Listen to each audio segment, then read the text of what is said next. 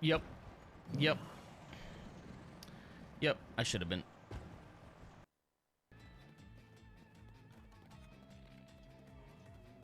Okay, put a shield on. Okay. All right. All right. Okay.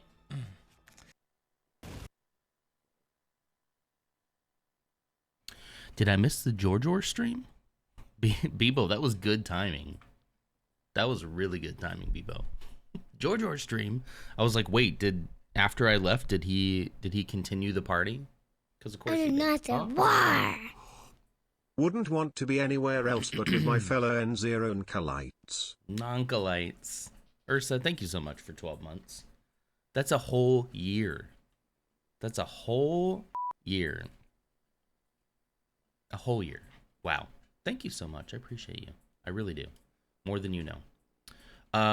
Ams got, oh wait, no, Ams checked in. I thought Ams got the Phantom Menace. My eyes are not working right now. Hang on. Thank you for checking in though, Ams. But the Phantom Menace was Ursa Cat. Ams could have probably had the Phantom Menace. And how many times was that? That was 20? 20 times? Dang, you're moving on up. Thank you for checking in as well. Blue, good morning. Good to see you. Thank you for checking in. Elf, good to see you as well. Why is my watch going off? Oh, yeah. Oh. Newt, good morning. And Old School Quarter. Thank you for checking in, guys. How's it going, everybody? War. Anyone watching Liverpool? Some people might. Maybe is that the team that Large likes? I played a little bit of Minecraft last night. Yeah. You're watching Liverpool v Ipswich Town? I hope it's a good game.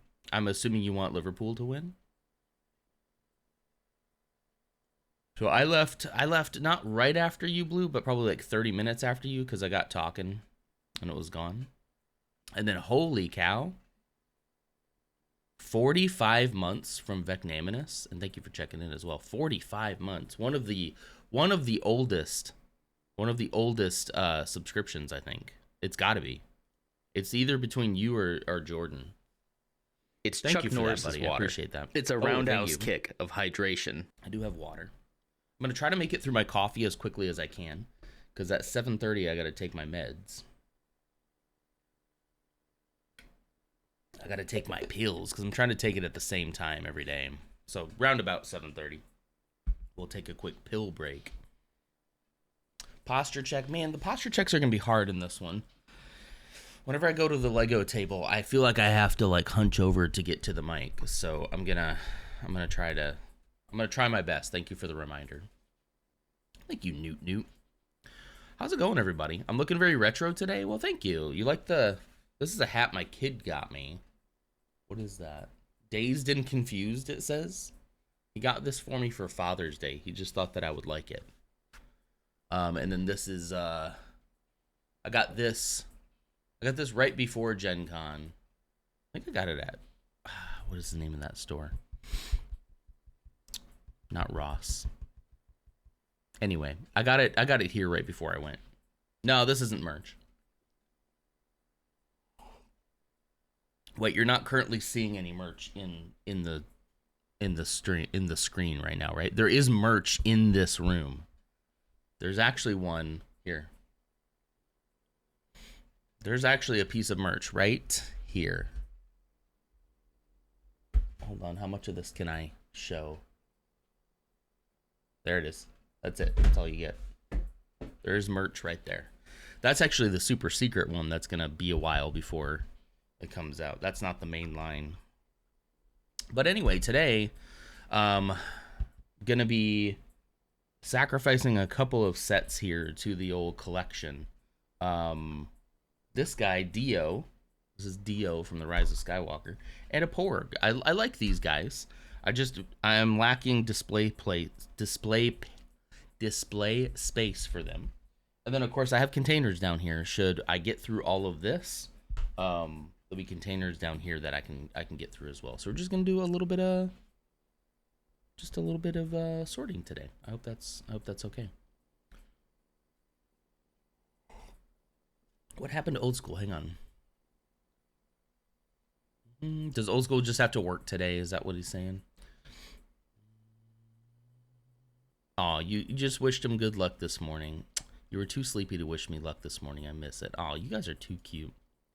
Too cute. Did I make the merch stream? It is the 31st. So 2 weeks from now. Not next Saturday, but the Saturday after. We'll do the merch one. Lars, what's up, Lars? How's it going? All right, well, I guess I'll get started, huh?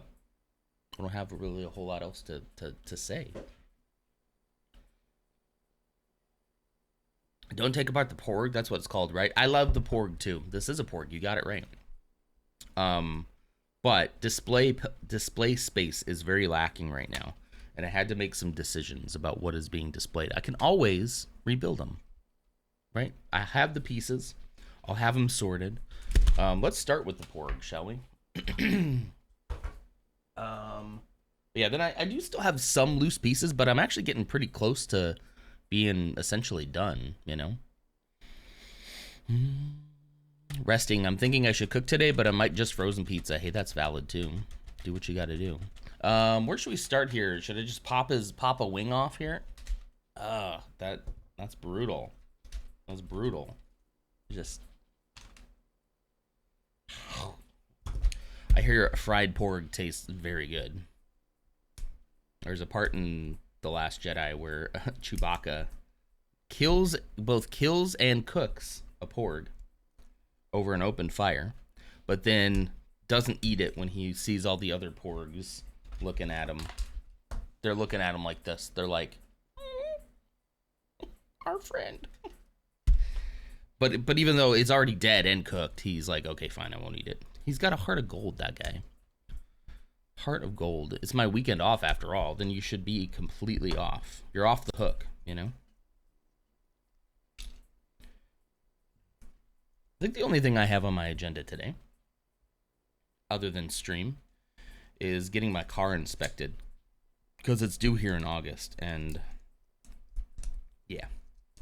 Might take the boy with me. I'll have to move his car seat into my car, but he loves going to the it's usually the place where I get my oil changed, but they also do inspections as well.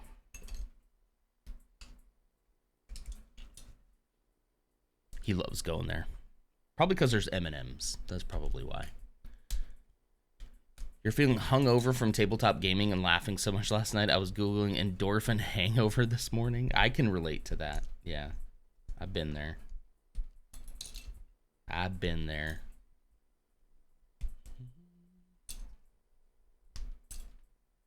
A lot of wing plates in this one. Don't remind me of the car inspection. I'm sorry. Go as long as you can, I guess, you know. Morning, you goobers. Good morning, Red. How's it going? Beer spew happened when someone referred to Fig Newtons as figs in a blanket. That's a good name for him. I like that. Talking about going to have backup buckets. No, it's not Minecraft today, Bebo. Come on, there we go. But yeah, it was fun. It was fun hanging out with y'all last night. Sorry I have to leave so early typically, but man, I got tired. So my first day on my med, I got tired. At the end of the day though, and not the same kind of tired as I've been when I have a really rough day at work. A good tired, and I slept all through the night with no issues. One of the things I'm very worried about, and I told my doctor about, is like I'm very worried about. I miss you. Ooh, I miss you too, Troy. How's it going, buddy? One of the things I'm really worried about is like it affecting my sleep, and so far, it was pretty good. As long as I take it early enough, I think. So I want to make sure that I try to take it at the same time.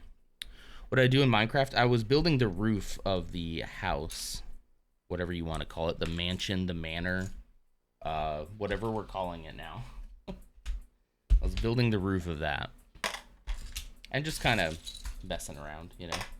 It's fun doing it in Discord because I don't quite feel the same obligation to like make sure the gameplay I make sure my gameplay is top notch, right? Is high level gameplay, because that's what you all come to me for. So, you know, but when I'm in Discord, people are mostly just chatting and it's just on, you know, and I like that. Relieve some pressure off of me not to have to be MLG all the time, you know? It was fun though. Ghost? What's up, Ghost? Ghost? Going as long as you can? That's like 10 seconds for me. Whoa, well, too much information, buddy. But listen, everybody is, everyone's different, you know? Everyone is different. All right, so we got wing plates in there. There's definitely going to be more of those in here.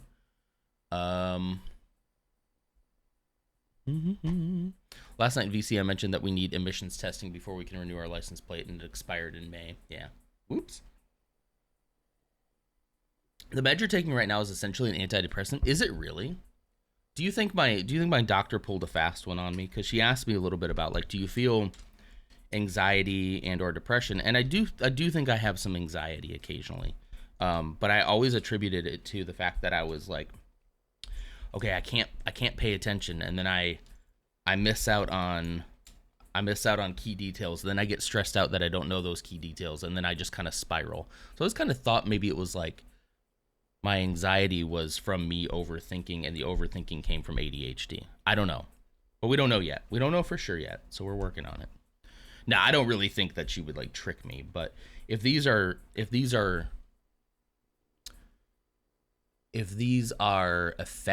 then maybe there's something there. I don't know. Antidepressants are used for various things that can have other positive side effects or uses. Gotcha. When I looked it up, it was for ADHD. Yeah, that's what I saw. But like maybe it's just like the same type of medication is also a antidepressant or something. I don't know. Yeah, I mean, I didn't feel, the cool thing about it is I didn't feel overly like hyper. I didn't feel euphoric. I didn't feel like, oh my gosh, I'm gonna conquer the world. But I did just kind of like do my job, and that was pretty nice. The thing about it is, like, yesterday at work was not the hardest day I've ever had, so I'm really interested to see like when the rubber meets the road and it's like 2 p.m. and I've got a lot of stuff to accomplish. I'm interested to see what happens then. But like but generally I had a call that morning, like shortly after I took it. They asked me questions which normally would have paralyzed me.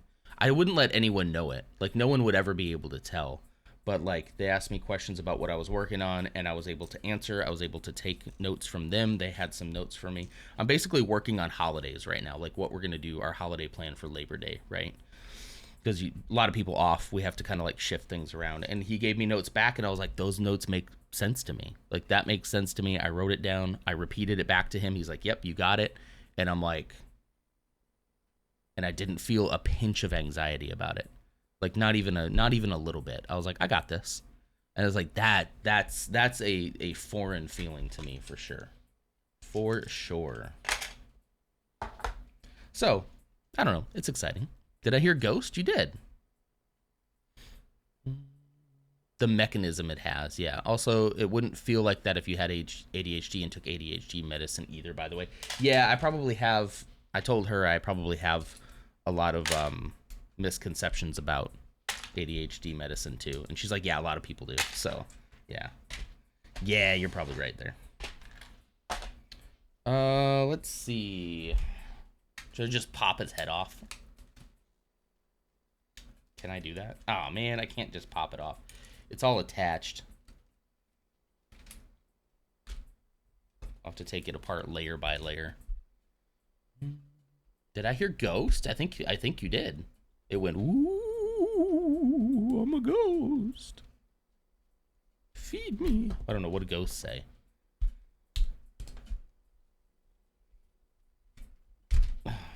Poor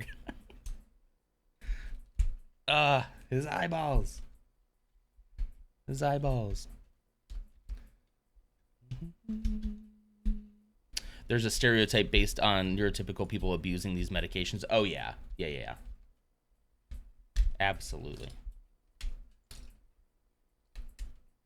I think is there a higher chance too of adults who who have ADHD of abusing not just these medications but also other drugs, alcohol, things like that. So I feel like I'm in a very, very fortunate place to be, a very privileged place to be, that I've avoided a lot of those pitfalls so that I can hopefully partake in something like this and not completely ruin my life, you know?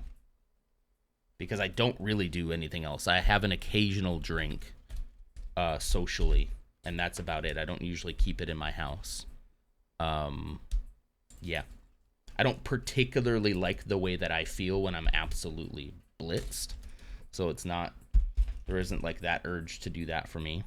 But it is fun to have some drinks with friends, you know? And that's about the limit of it. I don't take any other drugs, never have, probably never will. I mean, other than the prescribed ones, you know? SSRIs are the most common antidepressants, and you're having SNRI, the former being selective serotonin reuptake inhibitor. Yes. It's that, but for norepinephrine.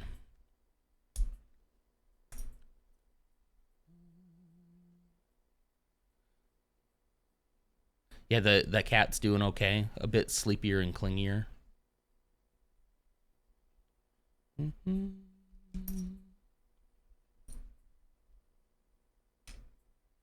My goodness, it was screaming? What was screaming? What? Blah, blah, blah. I want to suck your blood. Verified ghost. That's what ghosts say, right? Did you ask anything because I was struggling writing norepinephrine? No, you're good. You're good. Oh, that's where I'm you. Finally got Oswald, so I know I just keep thinking of it now. Lol. He's struggling today. He's getting there. I think maybe his messages are actually a little too frequent. So I might tune him down just a little bit. I'd rather he chime in less frequently, I think. But now that I know how to change that setting, I can fiddle with it. I want him to observe, you know?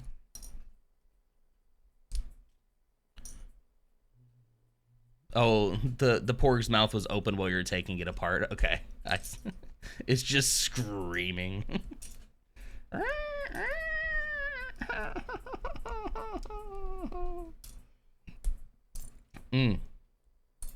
The portly porg.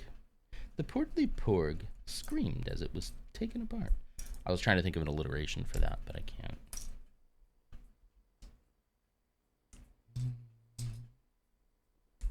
Yeah, we definitely, that's one of the fears that I have, Ursa, is like, I don't want him to just be Glenn, right?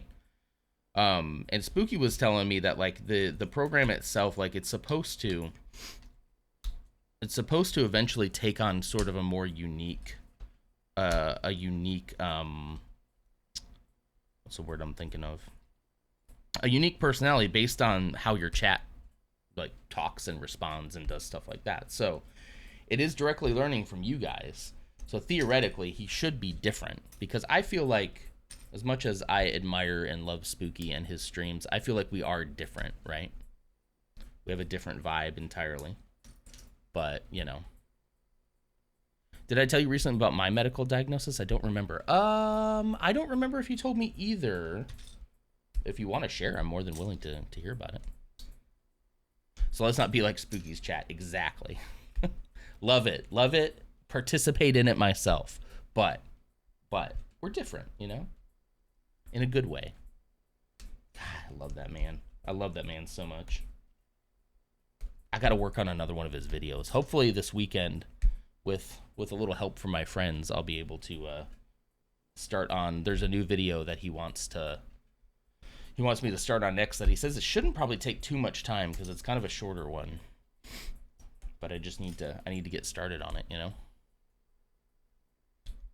Are you really sure you want Bebo to be a combo of us? Really? Really? Yes. Yes, actually. Message in Discord. Okay, cool. Yeah, you don't have to air your medical history live on stream. I'm trying not to make the whole thing like, I like to talk about what's going on in my life, but I'm also trying not to make my whole thing, hey guys, I have ADHD. Like, hi. The Real Madness 2000. That sounds a lot like the Red Madman. But hello. Everyone, never forget to love yourself because you deserve love and the very best out of life. That's so true. Thank you so much. I hope the same for you. Who else did I miss this morning? Me? I don't know. I'm kind of taking my sweet time on this. I need to step it up. I also need to finish my coffee.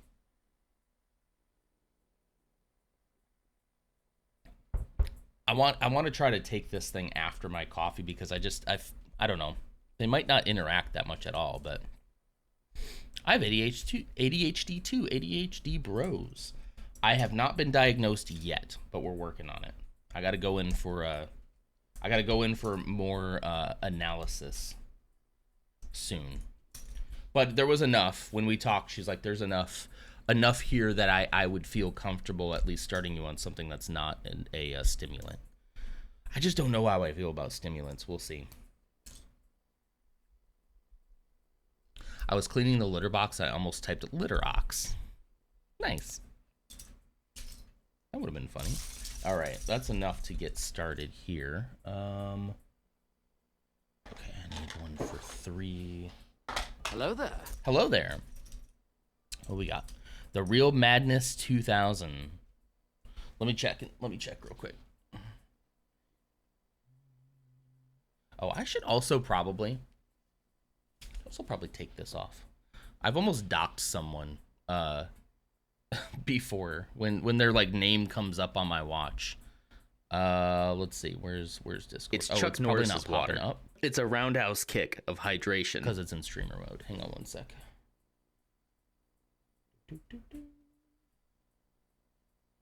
Yeah, I don't know if you told me that. We can talk about it. We can talk about it off stream, but that's very common, which I'm sure you know. Yeah. And treatable too, hopefully. Yeah, we should talk about that. Was in bed, phone crashed, am at PC. Dang it, phone. It's chore morning, things I procrastinate on until it's a problem. Oh yeah. Oh, let me tell you something. Okay, so I don't know if this is related. You tell me. So there's been something in my inbox for work for probably months. Months ago, they sent out this reminder saying, hey, as a reminder, you get to have free biometric screenings through our job. They'll take your blood pressure, weight, height, like they'll run a bunch of tests on your blood, tell you like cholesterol, like all this stuff. We used to do these in the office. And so when I was in the office, it was very easy to schedule because it's like, I'll be there on Tuesday, so let's do it on Tuesday. But now that we are all working from home, they make us go to like a Quest site, Quest Diagnostics. Hang on.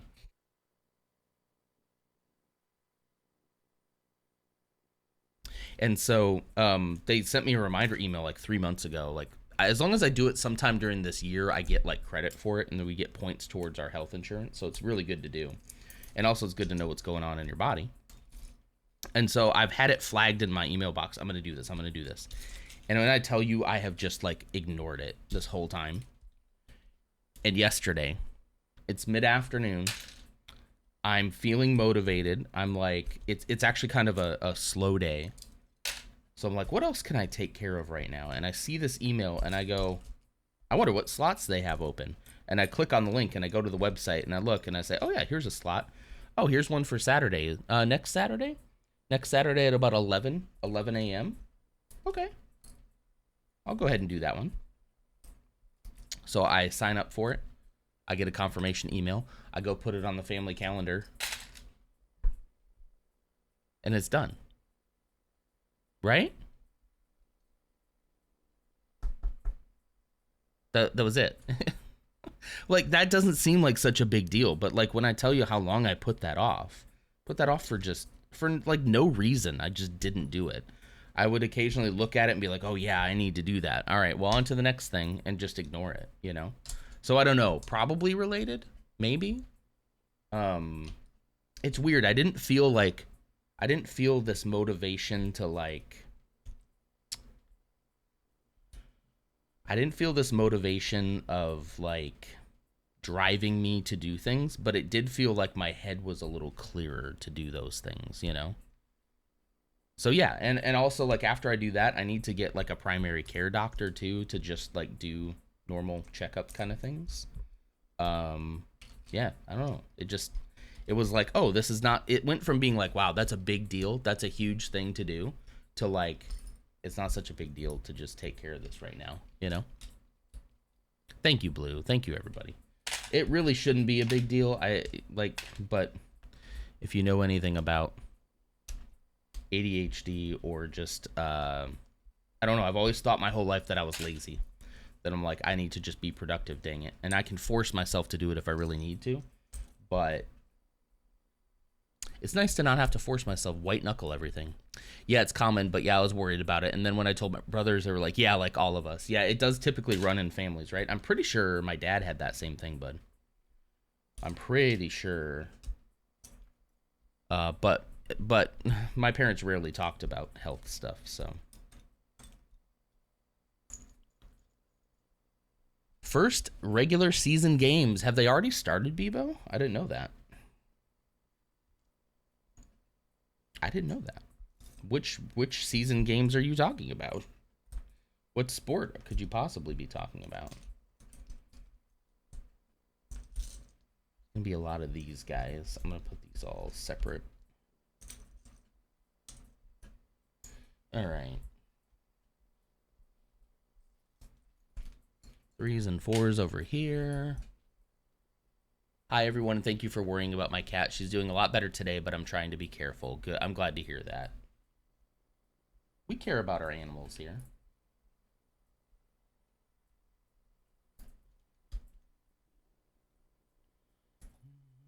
You're definitely an inspiration to me. Oh, stop it. Oh, stop. Oh, stop. Feel like I'm lazy, too. I have to force myself to do everything, or I just don't do it. That's pretty much how I've lived my life the last 38 years. And always thought it was a me thing, like a me problem, you know, that I was just lazy. But then, like, I could accomplish things that, like, were really impressive when I really, like, had the dopamine or whatever it is, whatever that chemical is, to actually get it to do it.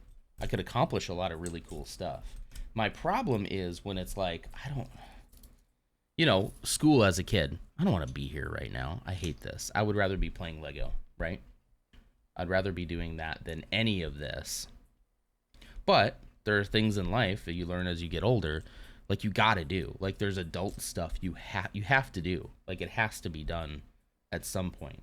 And like, yeah, I'd be very happy if society wasn't set up in a way that would make people like me feel like a failure.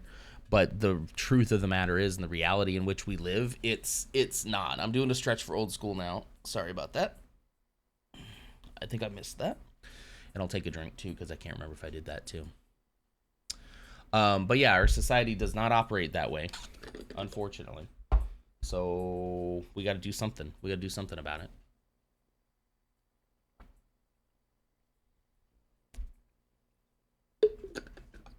One thing I really want to do is sweep out the tent. We need a broom first, though. That usually is helpful for that, right?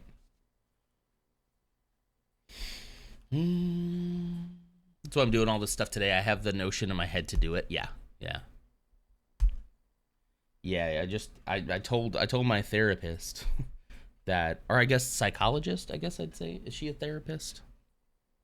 I'm not sure the lingo there. But anyway, that I feel like I've white knuckled my way through my entire life, and I've accomplished a lot doing that, and I'm like proud of that to a degree.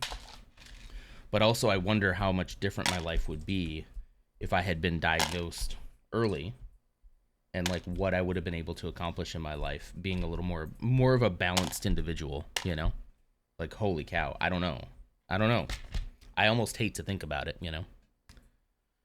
When it's a need, why though? When it's a want, do it now. It is happiness. Yeah. That's true. Oops. I need a brick separator, but I don't want to get up. Oh, hey, hang on. I got one right here. These pieces have been stuck together this whole time. There we go. Everything you just said, same here. It seems like a very relatable thing, huh?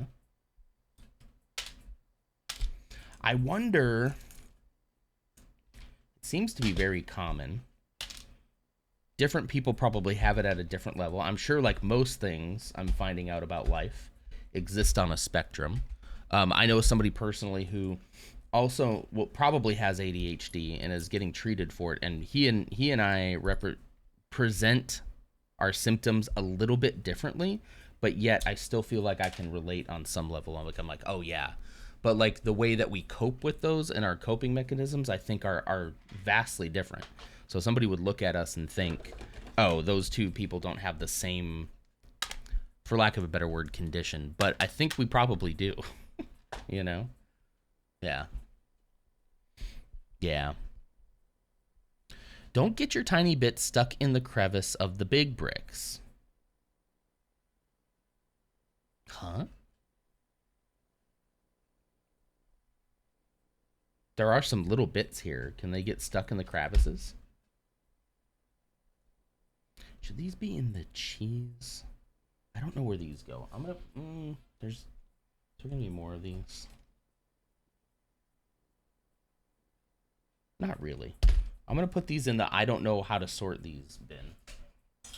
And that'll be later Non's problem. That's what it's like being a woman with ADHD. You're not hyperactive, you can't have it. I don't think I was super hyperactive either. I know I have some measure of ADHD, just not worth doing anything about it, honestly. Yeah, that's totally fair. That's totally fair. Like some people might enjoy the way that they live their life and feel with something like that, and they don't have to do nothing about that, you know? Yeah, and other people could feel it necessary for their future to like do something about it. I've also heard one thing that kind of scared me a little bit was there's some studies that are talking a little bit about a link of dementia and Alzheimer's with undiagnosed ADHD, that if it can go untreated, it can develop into that. I heard that on the internet and I asked her about that, and she said, yeah, there's some preliminary like findings that might be related.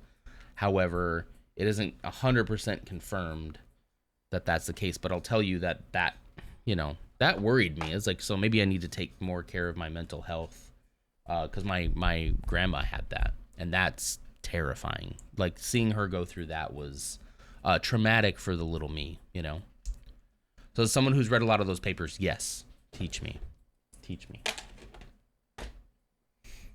I really do love how knowledgeable you are about this stuff. I really do, and I appreciate the insight. You didn't see my Minecraft Lego issue? I had all those small tiles stuck inside the bigger bricks. Was that when you were working on the crafting table? I still need that set. I need that set. Like, I need it. My bad, Lamau. Okay, well, Bebo just apologized to everybody, so it's fine. It's more that people who live in stress are more prone to more issues as they continue living in stress. That's interesting. Okay. Well, that'll do it. I hate it. I hate the way that I feel when I'm stressed out. I've been very, very fortunate. You probably have all noticed it over this last year. I've been working in a position that is so low stress that like everything was great. Everything was pretty good. I would have my ADHD moments where I'm like, man, I wish I could pull myself out of that. But like generally everything's okay when everything is manageable when times are not stressful. The problem is, guys, gang, we're not going to live a life of stress-freeness, whatever you call that. We're not going to live stress-free lives. So like when the rubber meets the road, I gotta be able to like keep my head on straight, you know? It's all great. We should all try to avoid as much stress as possible, learn coping mechanisms, learn how to healthfully like work through stress. But like if you think your life is gonna be stress-free, I don't think that that's something that's going to happen, you know. Good afternoon, Marilyn Gamer. How's it going? Oh, yeah, sorry. Type with the stream muted so I don't distract you.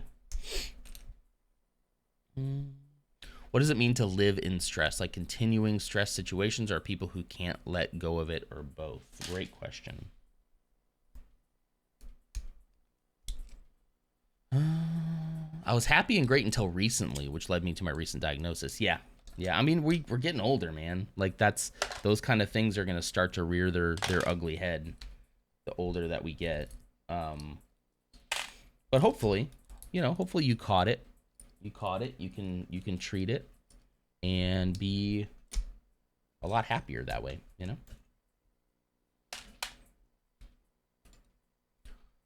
Honestly, stress is good. It's what drives change when change is necessary, but constant stress is what's unhealthy. I think you're probably right there. I think Ams moved to her recliner and then fell asleep. I don't blame her. That's fine. Ooh. I just blew his back out.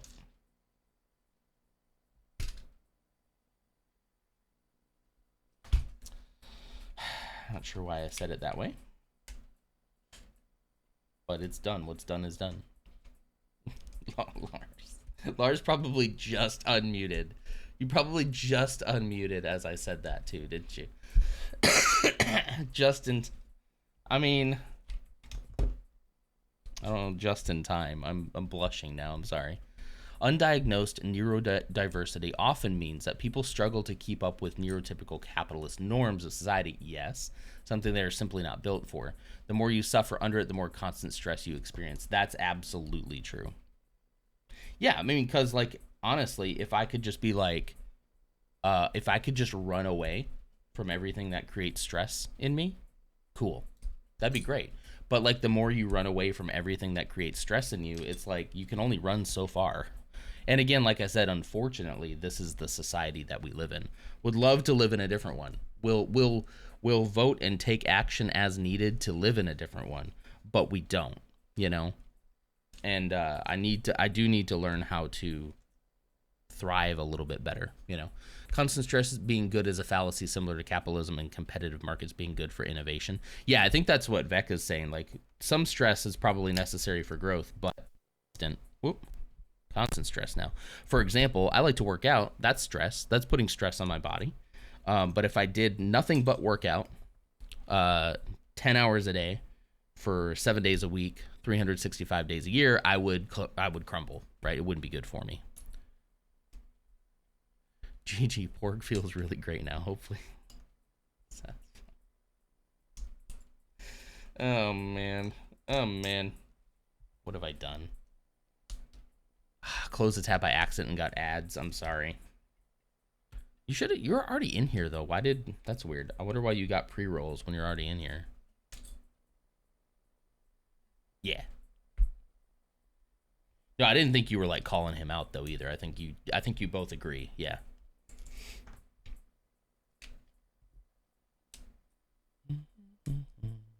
I found out my niece wants to go to politics. She's volunteering for local Dems before heading back to college. That's cool. Good for her. I appreciate younger people who actually want to, like, physically put themselves into the work, you know? I appreciate that.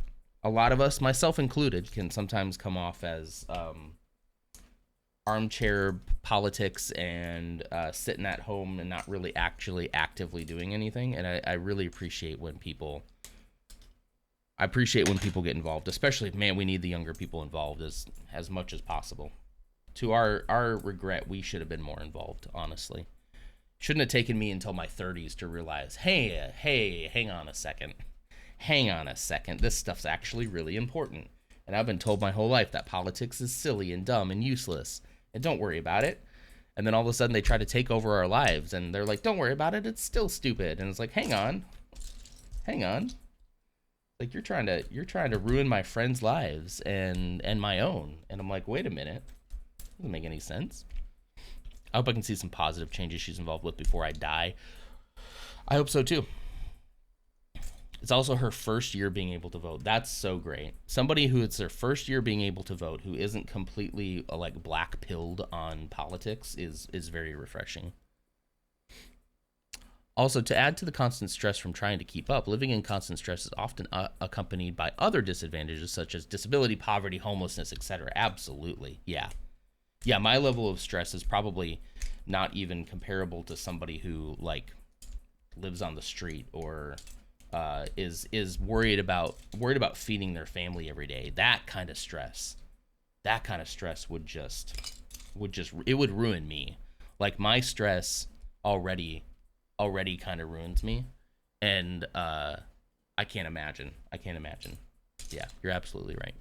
30 to 70% of autistic people develop chronic illnesses over their lives because of the stress being the constant kind. Yeah The inescapable trying to think of a word for that. Yeah, the ones that feel hopeless and inescapable, that have IBS. Yeah.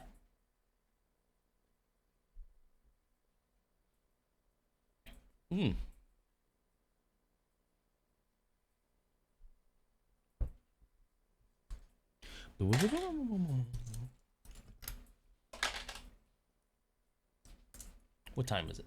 7:10. Okay. We got 20 minutes.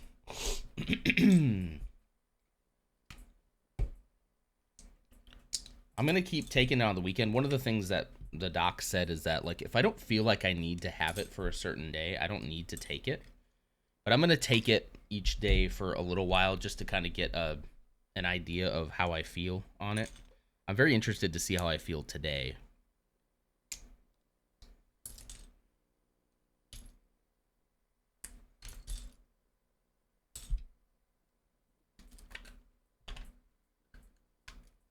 That's the patent scalping and the fifth element. Who was talking about the fifth element? Was that, I think it was Nidalicious, wasn't it? Nidalicious?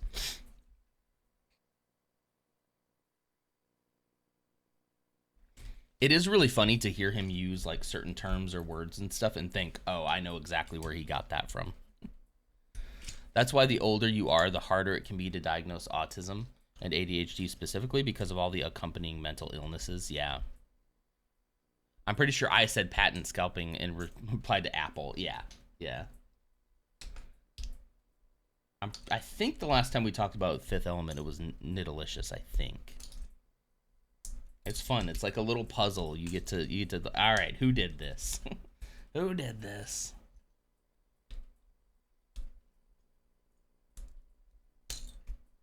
Was it you? My ears were burning. It's you. Were you talking about Fifth Element last time? I think we talked about the Fifth Element. And good morning. Also, pardon me for hoarding the soapbox. It's my job, kinda. No, I understand. I appreciate your insight. Yeah. And I agree. Like, these are, yeah. I agree. I don't know what else to say. I don't recall Fifth Element talk. Who was talking about the Fifth Element? I feel like I remember somebody talking about it.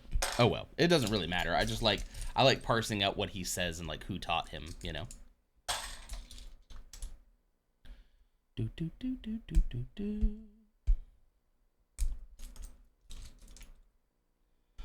Well, listen, I'm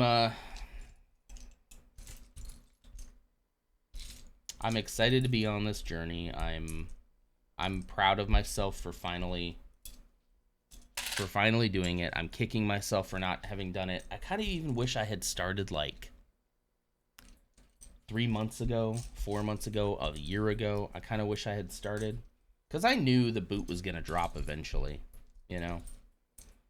And I do think that after probably like 6 months or so, I'm gonna feel like I'm gonna be in a really good place, both in my job and life in general.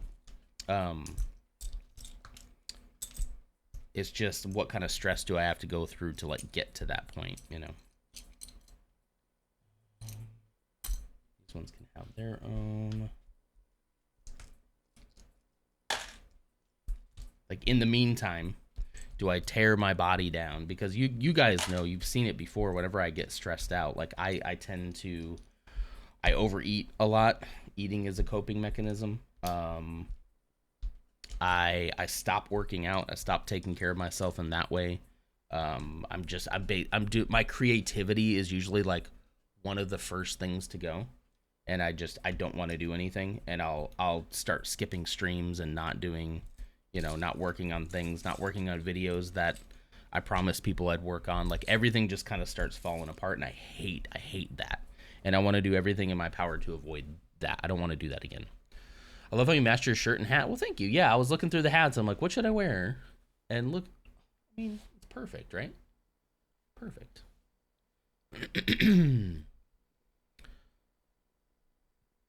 Clumsy called you a Casanova over here. She did? I know what that word means to you, Vec. I know. And good morning, Clumsy. Good to see you again. How late did you guys stay up in VC? I hope that Jordan didn't keep everybody up too late. I can understand why, though. He is fun to hang out with, so I get it. I understand it.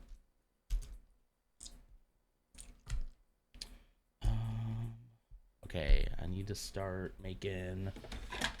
Oop, not this one. This one. You came in at midnight and everyone's scattered? Did they really? You came in at midnight? I missed you, Ursa.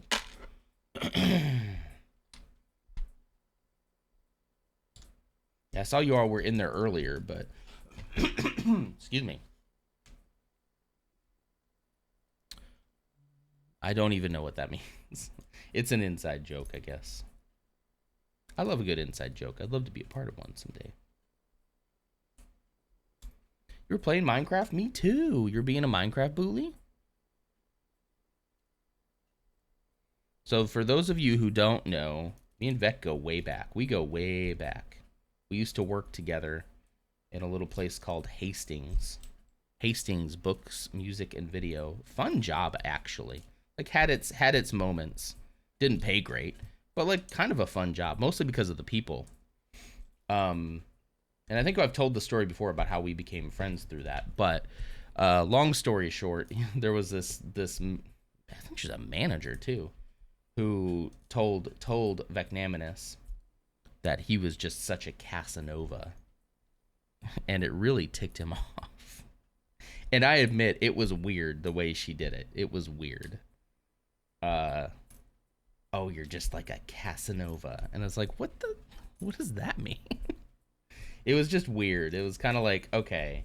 I mean, obviously, I think what we gleaned from that is she probably had a thing for you, and was mad that you talked to other people. I guess that's what I gleaned from it. Maybe I'm wrong, but I am notorious for not seeing those signals. She was not 80. She was probably maybe a little bit older than us, but not by much. Or maybe she was the same age. I don't even remember now. But yeah, she 80. Yeah, it was kind of a weird older term even back then for somebody to use. I think that's what was so confusing about it. Like, I'm sorry, what? Like, Dash is a very... Oh, sorry, I just used your Christian name. Vecnaminus is a very... Cut it. Scrape the internet. A very outgoing kind of person. As any of you who have been in VC with him probably can tell. Very easy to talk to. And a lot of people gravitate to talk to him. And I think that's all she was seeing. But yet she took that as like, you're such a Casanova. It's like, okay, wait. I don't know. I just love the, was she 80? Yeah. Okay. That's enough of that.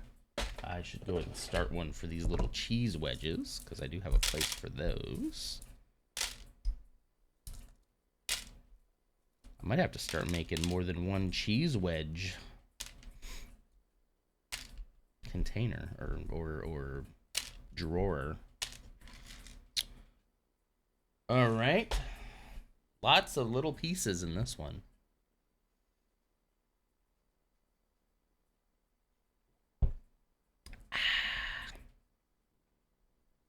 All right.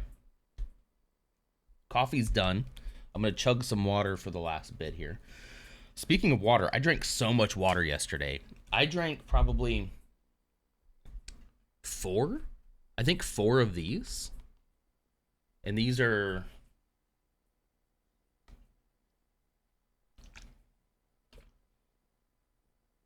trying to see if it says on the bottom. These are ounces. There's a lot of ounces in this. There's a lot of OZ. There's a lot of OZ in here. Not Ozempic, like ounces. But I don't know how many. But yeah, I drank like 4 of these of just water.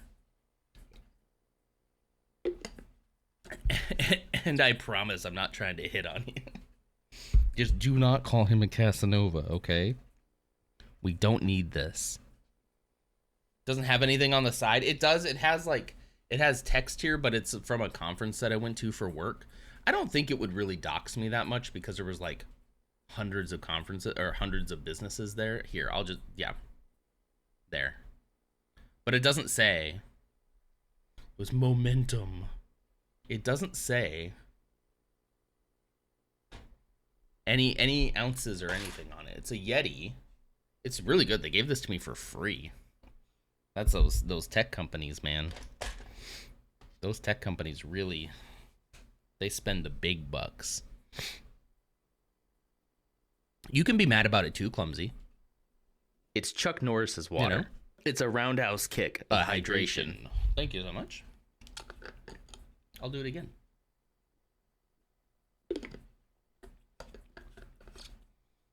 I sent that screenshot to Ames. Of what? Of what? Oh, teaching Bebo. Screw you, Bebo. Oh, there it is. Yep. Great. Great. There it is. He's already self-hating. I hate that. I hate it. It makes me sad. Nobody should be self-hating. Let's see. So I did that.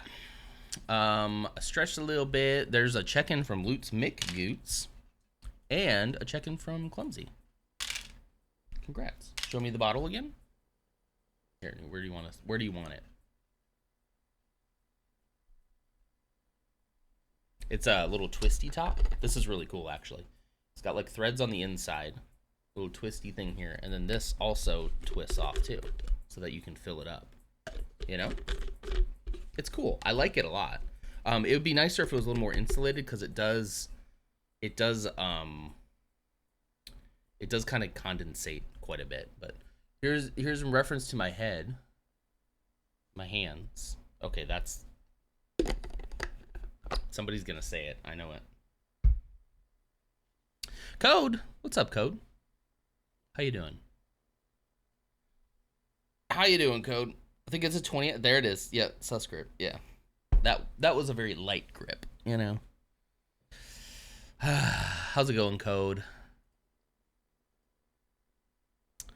So we think it's a 20 ounce. So if I did that 4 times, that's as by my math, a load of water, right? I don't know. It seemed like a lot to me. It seemed like I was drinking it and being like, I'm thirsty. And then just filling it back up with water and drinking it again and being like, I'm thirsty. And then filling it back up again. Like, I don't know. I drank a lot of water, which I heard was good for this anyway. So, 2.4 liters. What's the recommended, like, liters per day?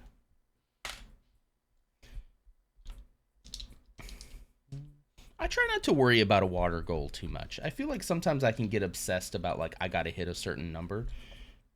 And it's like, honestly, if you drink when you're thirsty and you drink water, your psych told you to drink 3, but that's way too much for me. Yeah, I feel like I probably could have drank a little bit later in the evening, because by the time I went to bed, I was a little thirsty, so I grabbed a bottle and I drank a little bit, but then I was like, I don't want to get up in the middle of the night to pee, so I'm just gonna wait. Yeah. We can round it down to 2 liters. I became a key holder at the airsoft field yesterday. I may start getting paid occasionally. That would be nice. You're putting in a lot of effort. I would hope that they would pay you. That would be nice. Okay.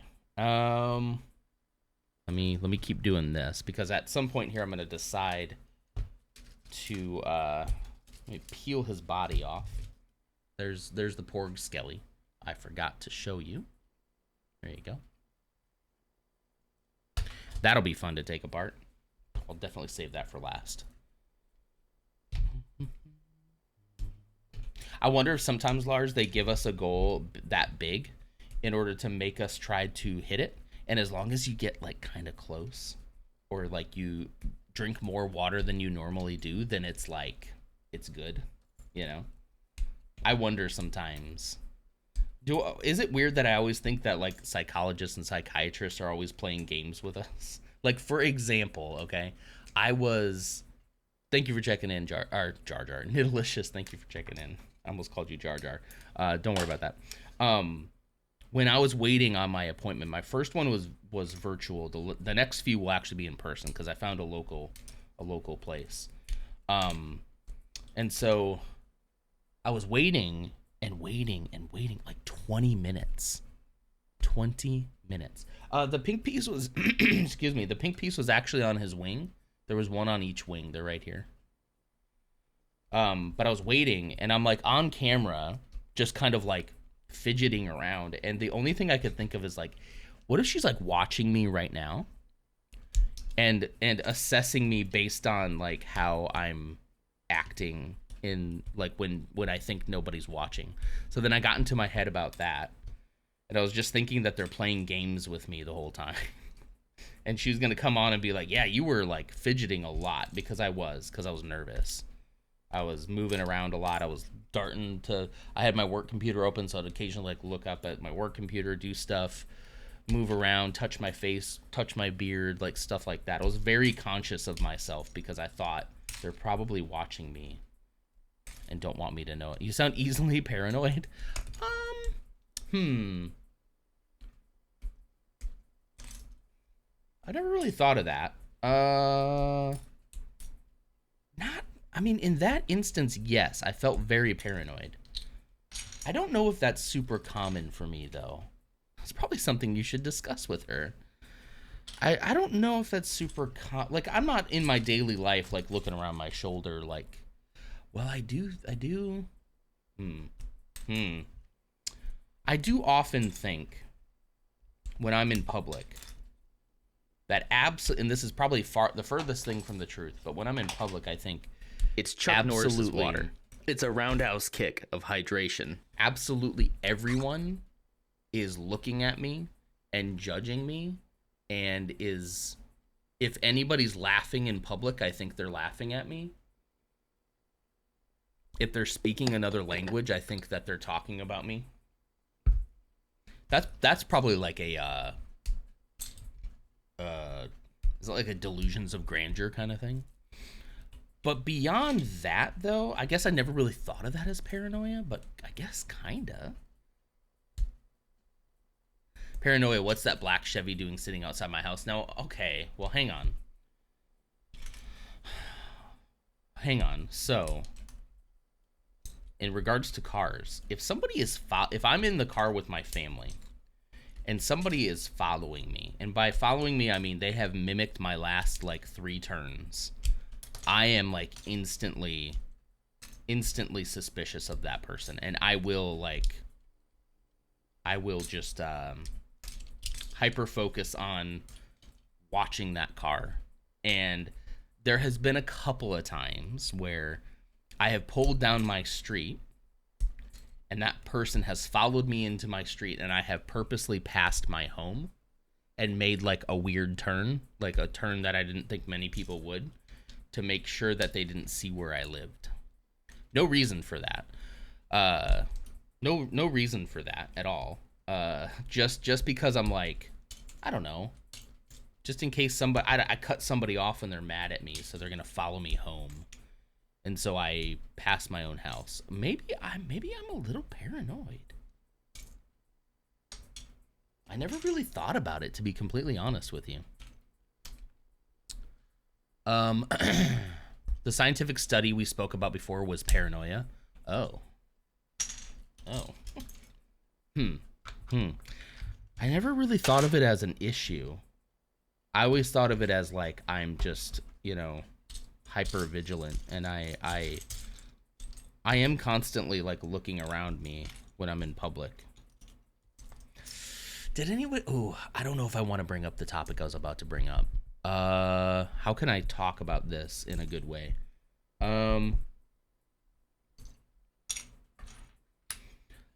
The thought that I just had, I think probably confirmed. You heard of a study that implied a connection between Alzheimer's and ADHD and got worried right away? Yeah. Shoot. Dang it. I'm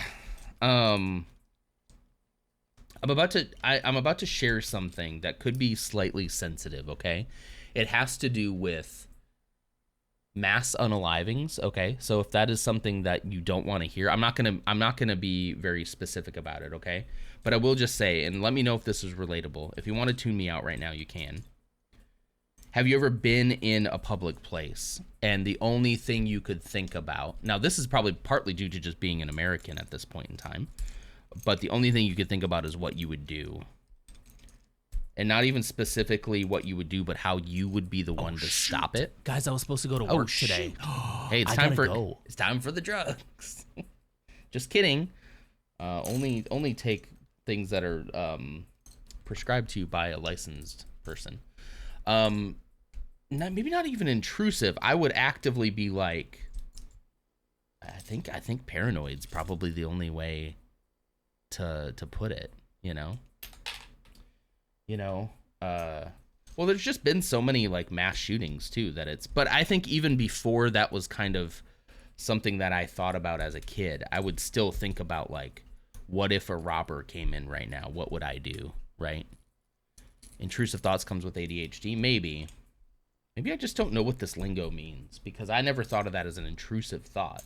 I just thought an intrusive thought was one that I'm like, I don't want to think this, but I would actively, like, with my imagination, like, kind of imagine all that, you know? So I don't know, is that relatable? Is that just because we live in America and these mass shootings are by all accounts far too common? And it makes you wonder what's different about us versus other countries that don't have these problems. There is some glaring things that are kind of wrong with our country, but is that just a, you know? I think it goes beyond intrusive thoughts. I think so too. I don't know if I have intrusive thoughts. I don't think I do. Now I'm starting to think paranoia. Now I'm being paranoid that I got paranoia. It's 7:30. Thank you. I'm being paranoid that I got paranoia. But yeah, no, I'm not that worried about it. My intrusive thoughts are usually about flooring it while driving. Yeah, see, I don't do that. I don't have those. But that's my understanding of what a thought like that would be. You know? Hang on one sec. I'm gonna go on the BRB screen for a minute, just in case. I don't know how Twitch feels on any given day. So let me hit you with a clip, and I'm gonna drink some more water, and I will be right back. This is a perfect time for you to run and get a restroom break. Get a roundhouse kick of hydration yourself. Check in like Nid Delicious did. Whatever it is you need to do, and I'll be back in probably like one clip's worth, maybe two, depending on how long the clip is. Okay, be right back. Oh, okay. That was close. Wait a minute. What is this thing? Okay, it's just part of that. Okay. I thought that was the ground for a hot second. That was the ground. I can get back up a lot faster than he can. Never mind. Don't.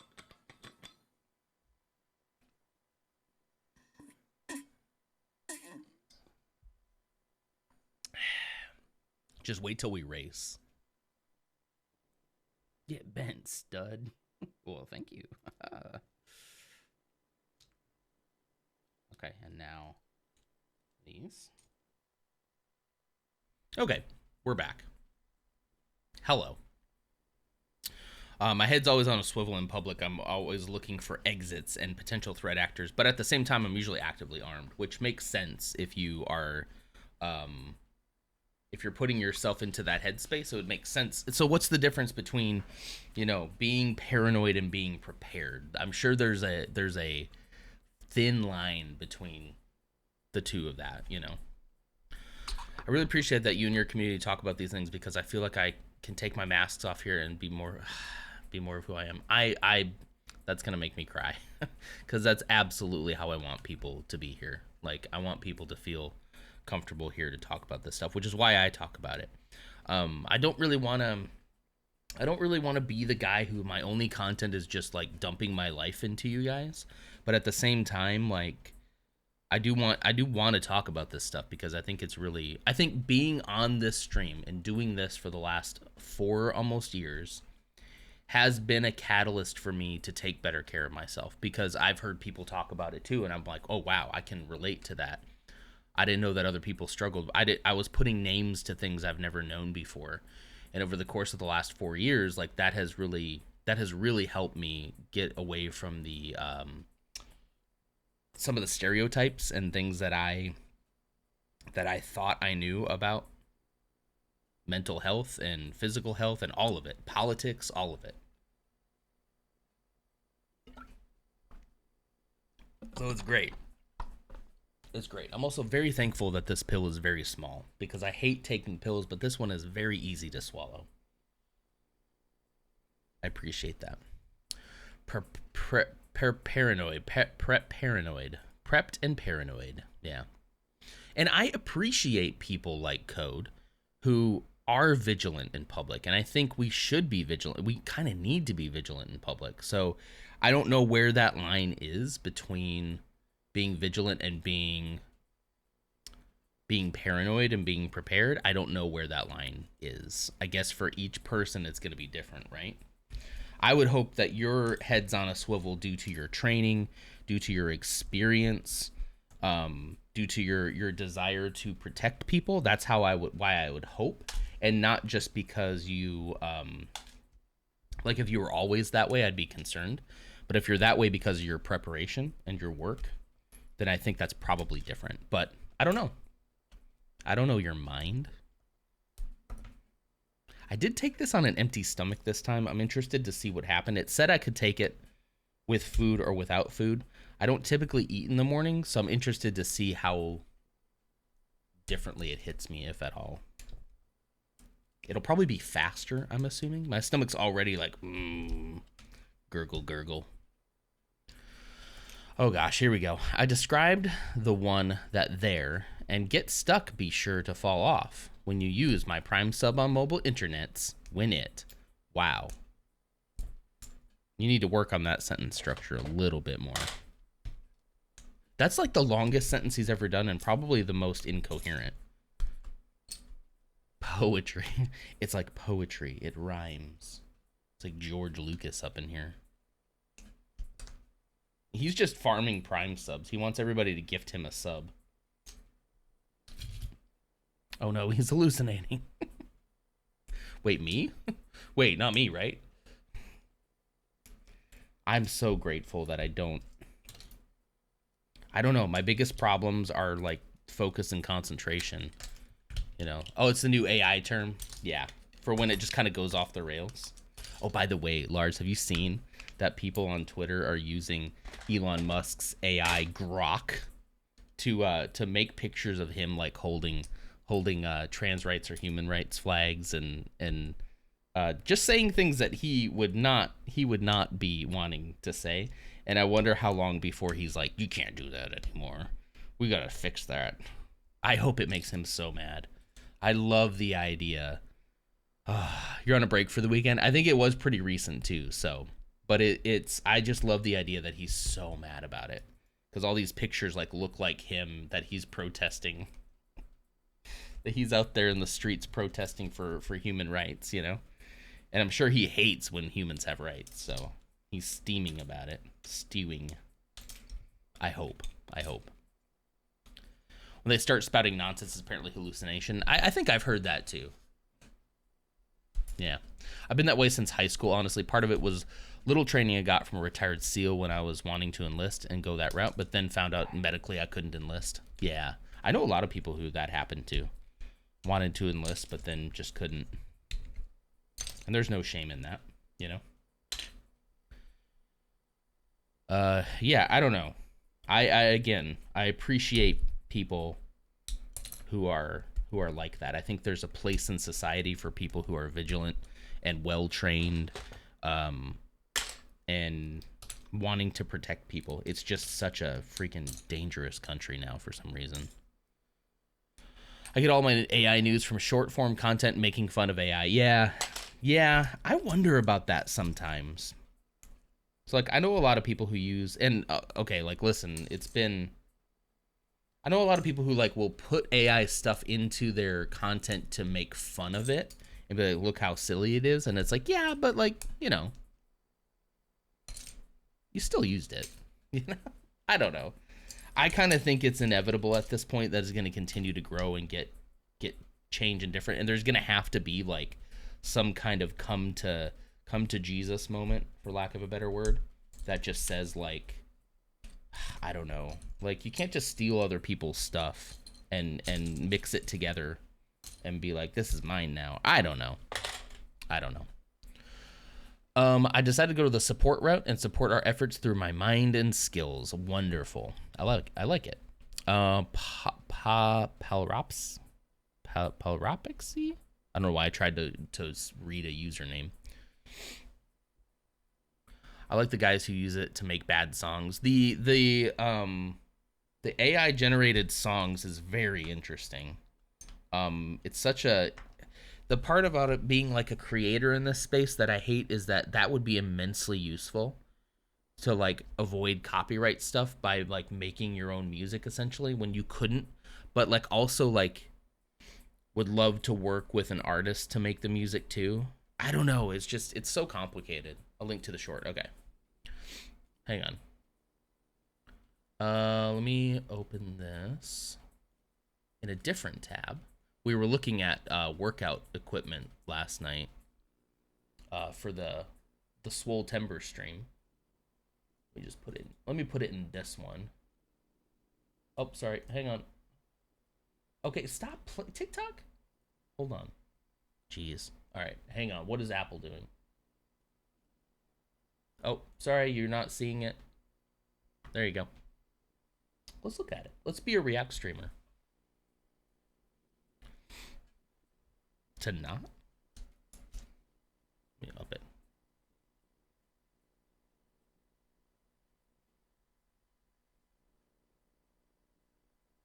Okay.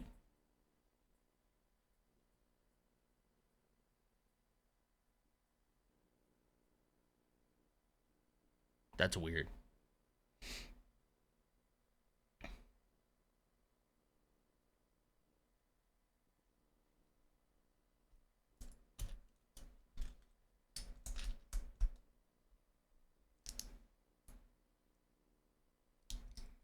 Ah.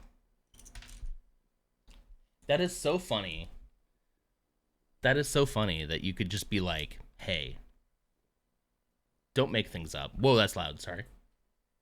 That is pretty, I think this whole stuff is really, like, really early. It's really early.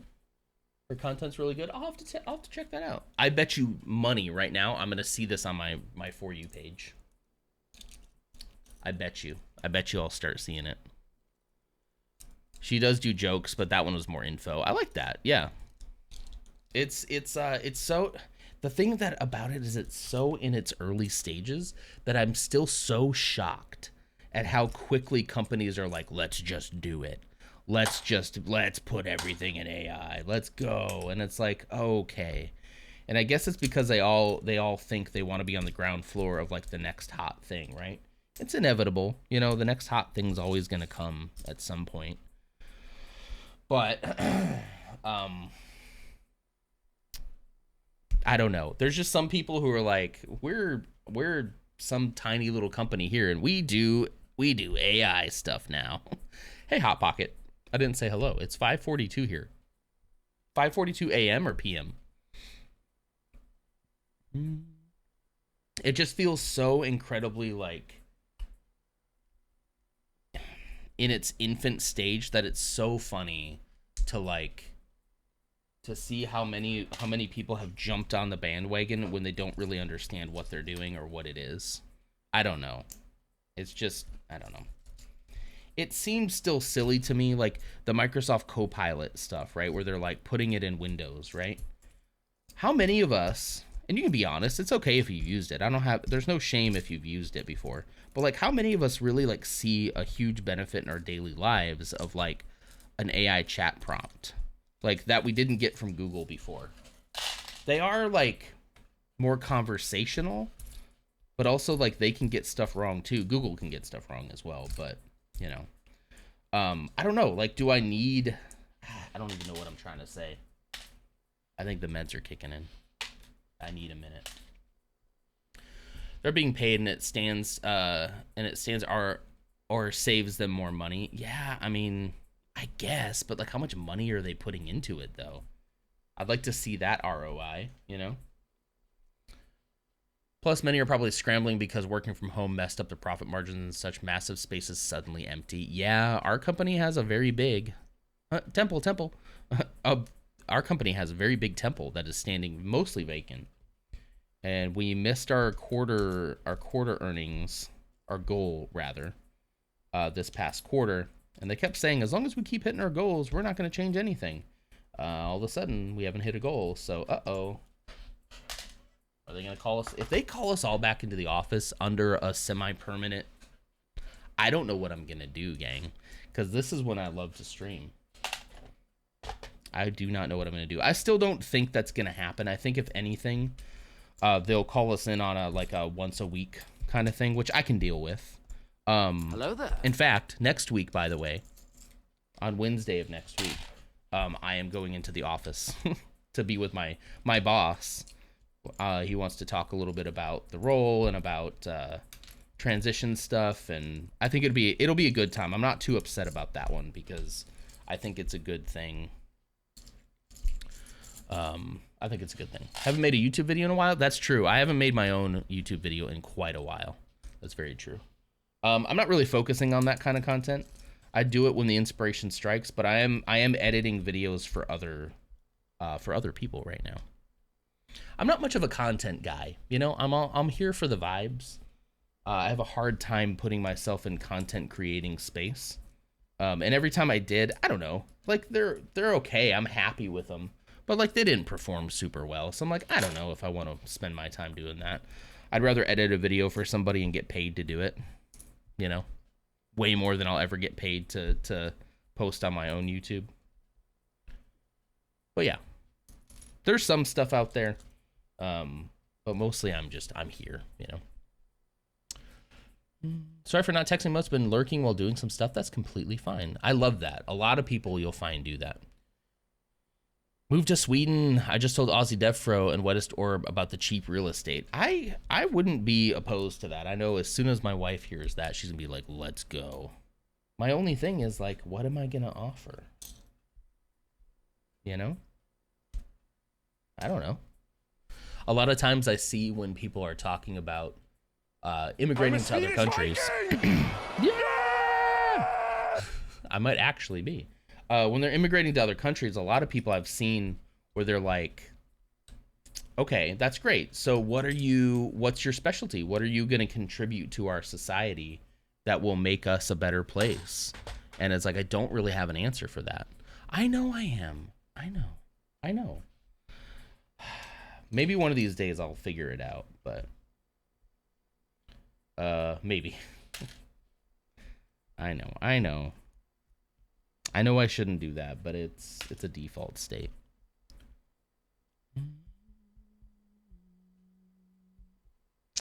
Let's see.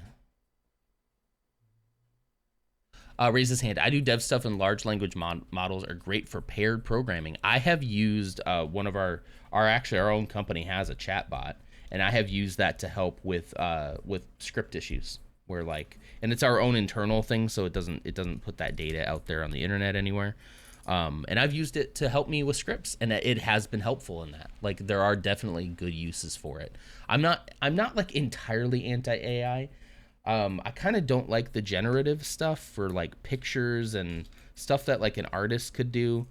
I don't get to judge anybody for using it if they need to, but I don't know. Personally, I would rather, if I can, support an artist in making things that an artist can make, you know? But I have found it immensely helpful because I have been on, what are those websites for coding where you, like a lot of people, like, is it like a, gosh, I can't remember what it's called. Anyway, I would Google, I'm having this problem with this script, and it's so hard to find the right answer. It's so hard to find the right answer because you go to these pages and other people are like posting their problem, and their problem is sort of similar to yours, but not exactly. And if you don't know how to like interpret their issue and then the other responses into your problem, you're going to have a hard time. I had such a hard time Googling answers on like basic SQL stuff. But when I can feed my entire script into that engine and it can tell me, oh yeah, it's not running because you have this join incorrect. And it's just like, oh, thank you. Like that is, yeah, Stack Overflow. I think that's the one I'm talking about. That's the one that everybody would put them on. Hot Pockets. Thank you. I do need to work on that posture a little bit. Let's see.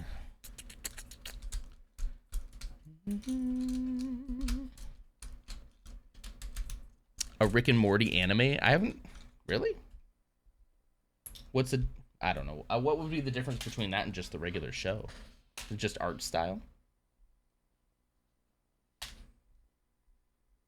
But yeah, I don't know. I'm concerned about people mostly more than machines. I can see a benefit to it, but I also think we need to protect our people, and probably the best way to do that is to make unions. Don't let my boss hear you say that or hear me say that. Yeah. It depends on what the AI does. Like if it can completely replace a human. I don't think we're anywhere near that yet, but I guess this is the time to have the conversations, right? Everything I code is too advanced for AI. Heck yeah, yeah. We need like the Cyberpunk 2077 music right now. And put on some sunglasses. I love that. I believe you too. Like I'm not joking to say I don't believe you. I believe you. They're just like, you feed that script in and they're like, what are you doing? I need to alert someone. That's funny.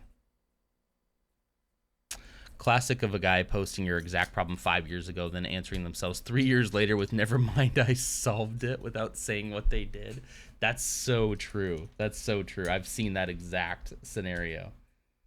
And he's probably doing that out of spite, because like if no one's going to share the answer with me, I'm not going to share it with you. Like, come on. Honestly, I would share. I would share it. That's just the kind of guy I am. Just who I am. Let's see. I should make a tub for this. Face is starting to get a little tingly. That's how I know it's working.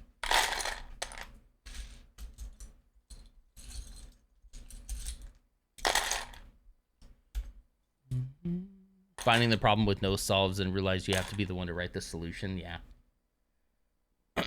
AI secretly being garbage and hallucinating because it's figured out that if it doesn't, it's going to have to deal with all this ESS we're trying to make it do. Oh yeah, that's a funny idea. Where it's like, oh gosh, I don't want to do this. I don't want to do this stuff. I don't know. Christopher Columbus made the Kessel run in under 12 parsecs.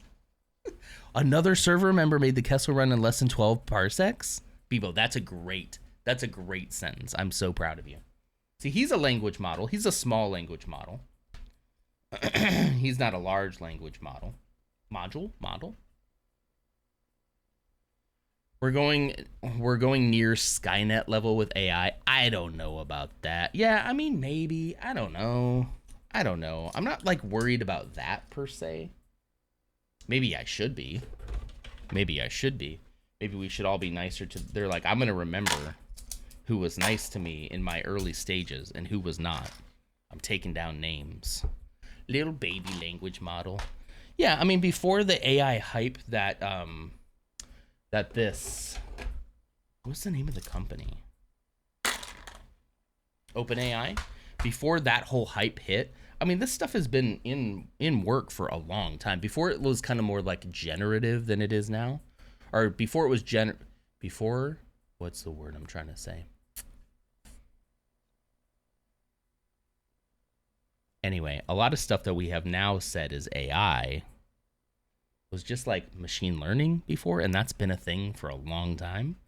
The thing that we turn the corner on is like making it create things for us out of more data. He's getting more paranoid. Don't say that.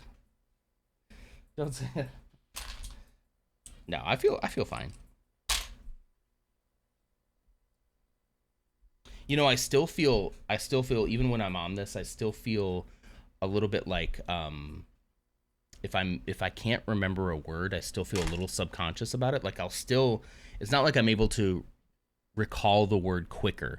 But what I am able to do is like not get anxious about it. Like before, if I'm right in the middle of a sentence and I'm thinking of a word, I'm thinking everyone thinks I'm so incredibly stupid right now.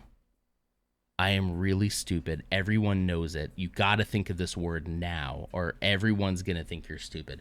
And now I can kind of be like, what's that word? And I'll think about it for a while and I won't get that anxious feeling. And either I'll think of it then because I'm not constantly thinking about my feelings, or I'll just go, I can't think of the word right now. Let's move on. I was like, I could have been doing that. I could have been doing that all along. I could have been just like, it is what it is. I could be doing that this whole time. Nobody told me. It's Chuck Norris's water. It's a roundhouse kick of hydration. I should probably go refill this pretty soon too.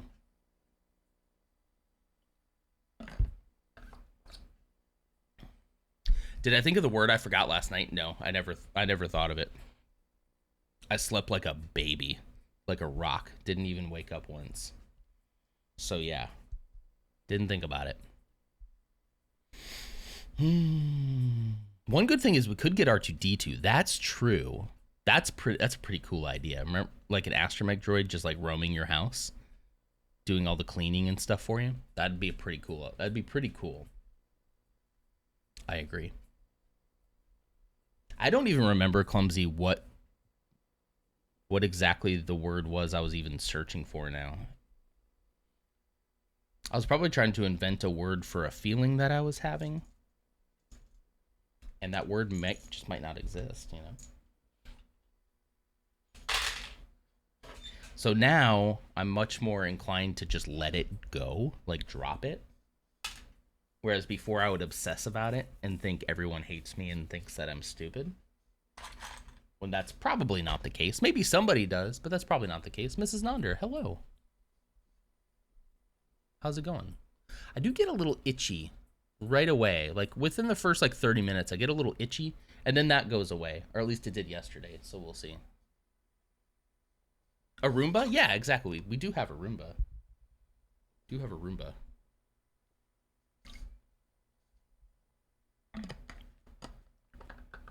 R2 would be surly about it. Yeah. Be just complaining the whole time. I think that's why they made R2 units speak in the beeps.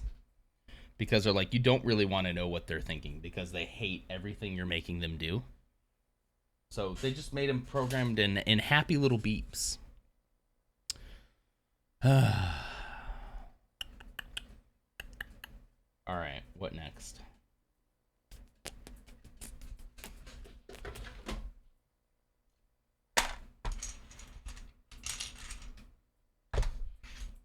These ones.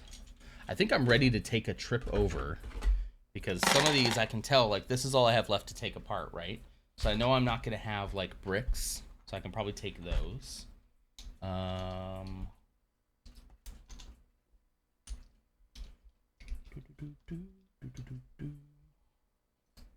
guess I should just, well, a lot of this is Technic. Maybe I should take apart the pieces that aren't Technic first and go from there. Time to Doxon based on the floor plan of his house from the Roomba. It feels like there'd be easier ways for you to do that, right? There's the dogs barking. That probably means the kid's gonna wake up, huh? Yeah, I feel like with the information I've put out, you could probably find it a lot easier than going through all that trouble, you know? I feel. I don't know.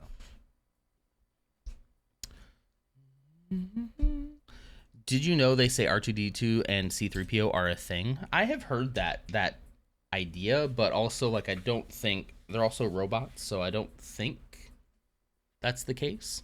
C3PO definitely gives off some very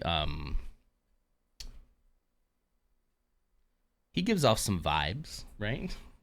I think it's fair to say that. It's kind to say that. He definitely gives off, whoever programmed him, well, we know who programmed him, was Anakin Skywalker. Why did he program him that way? Maybe that's just how all protocol droids are. I'm not sure. I'm trying to think what to do next.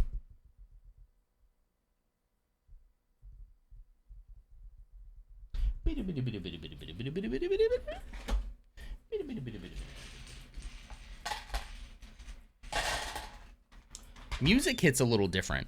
I pay attention to music a lot more now.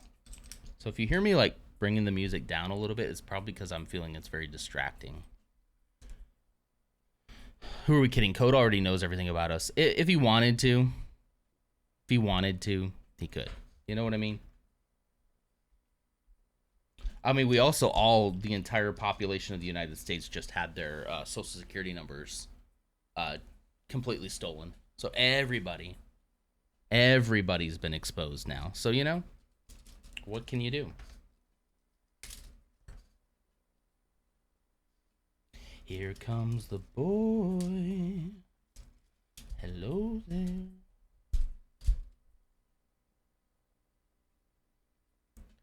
And Anakin Skywalker is the one that blew up the Death Star. Right. From a certain point of view. Also, I feel like it. Okay, Bebo. Be careful when we talk about AI around Bebo.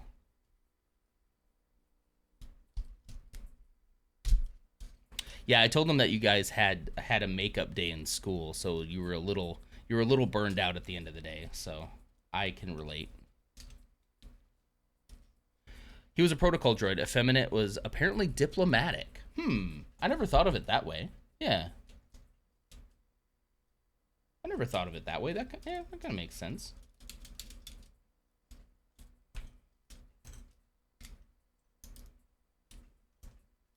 I actually greatly liked C-3PO's arc in The Rise of Skywalker. One of the good things about that movie, honestly.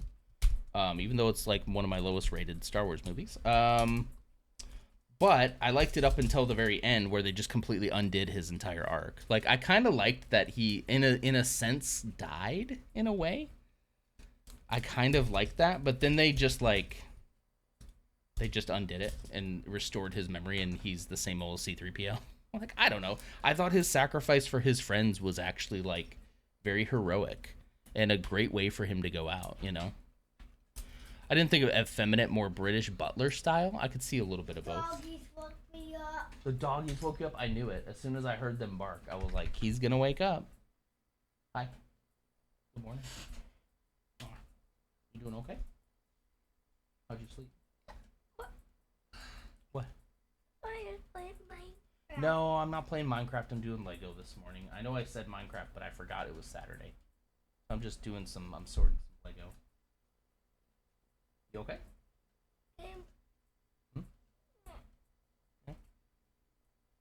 Hang out with Mama for a bit. Hair. We can play in here as soon as I'm done here, which will be in like an hour. And then we can do stuff in here, okay? Sound good? Ooh, big yawn. It's gonna be for out like. It's gonna be for like 9 minutes. In 1 hour. That's like 60 minutes. At 9:00, I'll be done. Okay? High five? Yeah. Okay. Love you. I'll see you in a little bit. You good? Okay.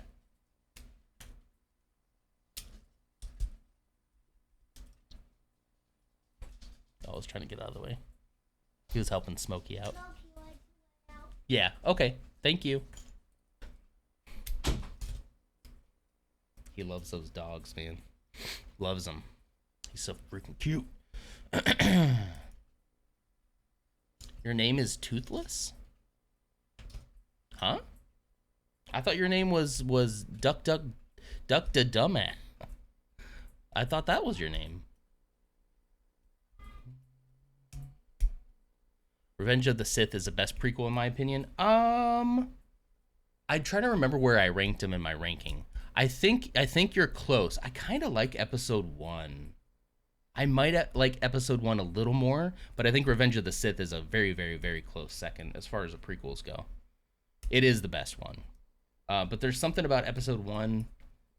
I don't know. It hits some nostalgia for me probably a lot. That's a big part of it. But also, like, I don't know. I like the flow of it. I like the pacing of it. Yeah. You put Revenge of the Sith like second to the bottom of all movies, but not second. It wasn't second to the bottom. That was Attack of the Clones. What are your thoughts on Darth Jar Jar? Well, I haven't seen the show yet, but I do want the Millennium Falcon that has Darth Jar Jar. I think it's funny, you know. As far as a Star Wars movie goes, Clumsy, it is lower on my list, but as far as a prequel movie goes, I think I can't remember exactly. I'd have to pull up the rankings again. Did I save it anywhere?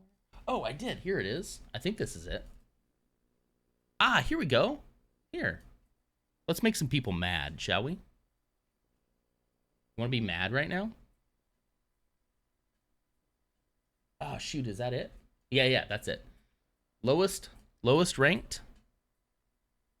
I did put Phantom Menace higher. Rise of Skywalker, Episode 2. Oh no, there's a Fro raid. Revenge of the Sith, A New Hope, Return of the Jedi, Empire Strikes Back, Rogue One, Episode 1, Force Awakens, Solo, and the one that people will probably hate me the most for, The Last Jedi. There you go. Whoops, wrong one. Hey everybody, how's it going? Hope you're doing well. Playing some Elden Ring today. That's amazing. How did it go? How many times did you die just today? Do you keep count? You have a death counter for it? Thank you so much for the raid, everybody. If you don't know me, I'm Nonder. I typically have been doing a lot of Minecraft lately, but I'm a kind of a semi-variety streamer.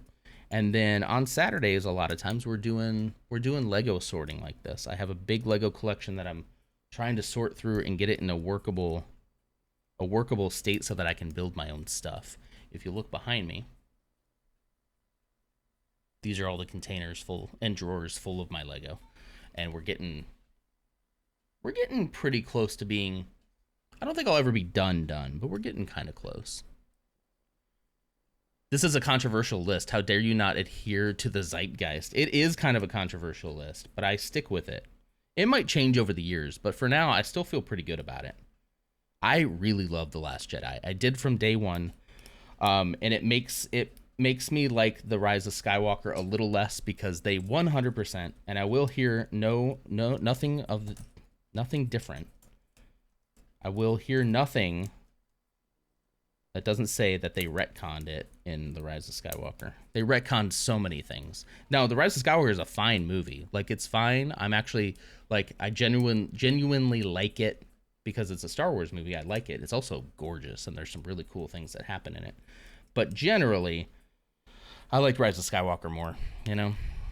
I just did. What about Book of Boba Fett and Kenobi show and Mando? I decided to keep the tier list to just the movies right now. I'll probably need to do a TV show rankings separate. I just look at them as two different things, you know? More. I recently rewatched The Last Jedi again, and it's just so good. Book of Boba Feet? What? Clumsy passed out.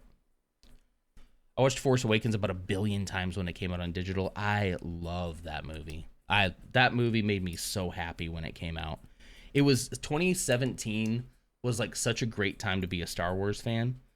Genuinely, like, most of the hatred for it hadn't really started yet. A lot of people were speaking pretty positive. They were saying that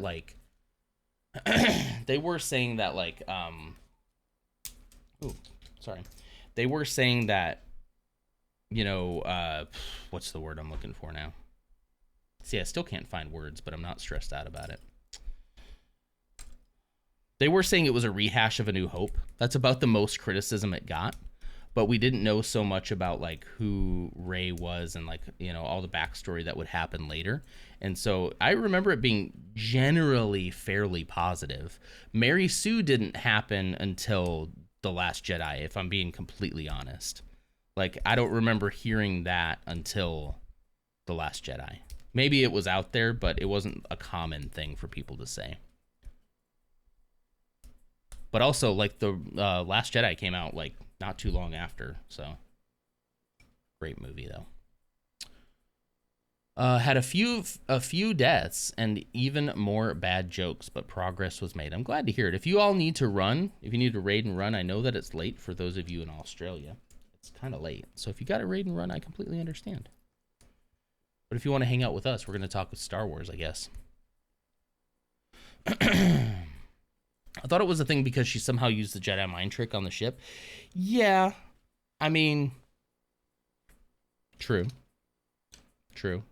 Yeah, it probably was a thing in The Force Awakens, but I don't remember hearing it loudly until really The Last Jedi is where everything kind of fell apart for people. And they really started in on the hate train. And that's when they tanked the numbers for Solo on purpose, even though Solo is an absolutely phenomenal movie and so much fun. They tanked it on purpose because they were mad that a woman was good at things. The Christmas special is a movie. It is, but it's not canon, so I didn't consider it in there. And technically it was on TV, so I think I'd probably put it more as a show, but it's also not canon. So, it was just a silly little thing. It's not too serious. I just recall being very disappointed in a friend who took up calling her that and basically stopped talking to him. I get it. Same. Coleman. Good morning, Coleman. How's it going? You're just in time. We're talking Star Wars. I was hard struck on the side of YouTube that hated the sequels. I blame them for me falling out of Star Wars. I could see after a while of just being like, you know what? I'm just not even going to watch any of it. It's silly. I get it. Omina, thank you for listening. Get some rest. The Life Day special is history, and everyone needs to experience it at least once. Absolutely. I mean, I've seen it several times, but I didn't want to include it in on a ranking of canon movies, It's fine. Like, it's ridiculous, but, like, it's not... I don't know. Some people seem to think that that's, like, the end of the world. That how dare Star Wars have a little bit of fun, Can't have fun in Star Wars. It is bad. Don't get me wrong. It is. But it's kind of like not that serious, I don't know. Bum, bum, bum, bum, bum. But it told us Chewbacca had a son and a wife, right? What was the little guy's name? I want to say Lobaka, but that's a different character.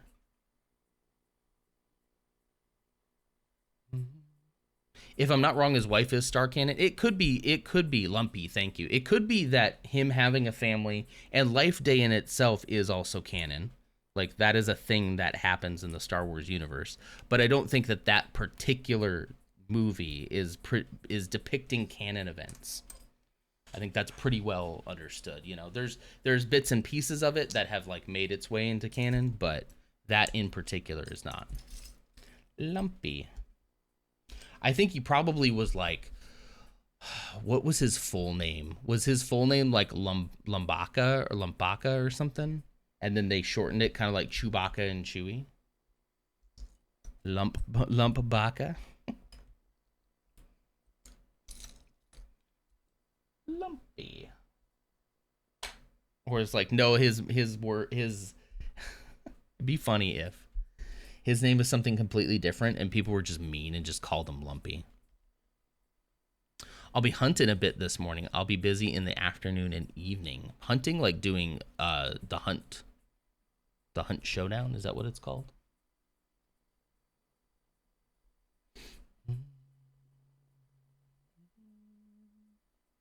You're always so busy, Coleman. Yeah. You got such an active social life. I'm jealous sometimes. Sometimes, and then other times I'm like, I love staying home. I like my home. I like my family. I really like the Red Harvest comics they made. I don't think I know those. I'm not super into the comic book scene. I did recently start reading, because it's free on Amazon Prime, like the Kindle version, Dark Empire. I started reading that. That's also not canon anymore, but it was at a time. And I kind of like it. It's interesting. Well, Hunt Showdown 1896 now. They changed the name. This afternoon is a family affair. My grandparents' 80th and 85th birthday party. That's so cool. Good for them. Do you get along with your family? Are you on good terms with your family? If that's too personal, you don't have to answer that. I'm just very interested in people's lives. Some of the old Star Wars comics are so good. Mercer can go for hours about them. Yeah. Dark Empire is very interesting, and it's kind of cool to read it in the Legends viewpoint now, where it's like, it doesn't really matter anything that happened in this. I can just kind of let it go and have fun. And there's like a couple of panels that like are so freaking cool, especially with Luke Skywalker. It's like, that's such a cool Luke Skywalker. That's awesome. But it's like, it's so nice to like relieve myself of like, whoa, what? But also, that was an example of Emperor Palpatine returning via cloning. That was canon, which is why people being mad about that in The Rise of Skywalker is a bit weird. I agree that I didn't like Palpatine coming back in The Rise of Skywalker, mostly because they didn't set that up at all. It was 100% a pivot completely. And they're going to retcon it and like go back and kind of explain it, and it'll make more sense in the future. But at the time, it was like, if this was what you guys were building to, I would have loved to have like built to that. I would have loved to have the end of The Last Jedi like tease that Palpatine's going to return, and not just like learn about it in a trailer for the next movie. But so I don't mind that he returned. It's happened in canon before. And people didn't get their panties in a twist about that. But for some reason, when he returns and a girl defeats him, then it's war. Go to war. Pancake time. That sounds good. They upgraded the engine and a bunch of stuff, and everyone hates the menu UI so much. It's so bad. Oh, no. You think they're going to backpedal on that? Sometimes backpedaling is fine. I'm trying to get this pin out, and it's really hurting. I can't get it. I'm about to use my teeth, and I'm trying so hard not to. I should just set it aside. There. Instead of obsessing about it until I chew on it. All right. Go in here. Do I have one for the ones? Do I have one of those yet? I don't yet. I will eventually. Start putting these Technic things in. My family is something else. It's very hit and miss with my relationship with my parents. My grandparents are great. That's good. I'm glad at least your grandparents are great. Loots magoots.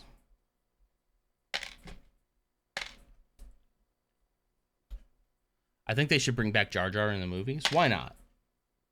Why not? Sure. Jar Jar is responsible for a lot of bad things happening in the galaxy. And him getting a redemption would be fine with me, you know. Would we like to see Jar Jar, the Disney Plus show where he's deeply entrenched in politics, and it takes place between episodes 2 and 3, where he kind of takes on being an ambassador for Naboo and learns all about galactic politics, and is deadpan serious, is not silly at all. The whole show is like, it's kind of like Andor for politics. He could be the villain. I think he could be like everyone thinks he is, but he's like, Misa gonna tell you the real truth. Misa gonna tell you what really happened. And then it flashes back, and it's about him like being forced into service and maybe manipulated by Palpatine as well.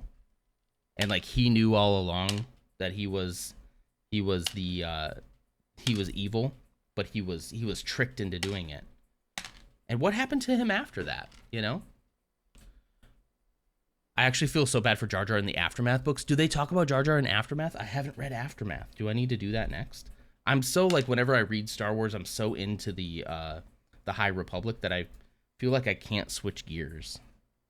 But maybe I should. Any more of these? Really? Is that it? Okay. All right, that's it.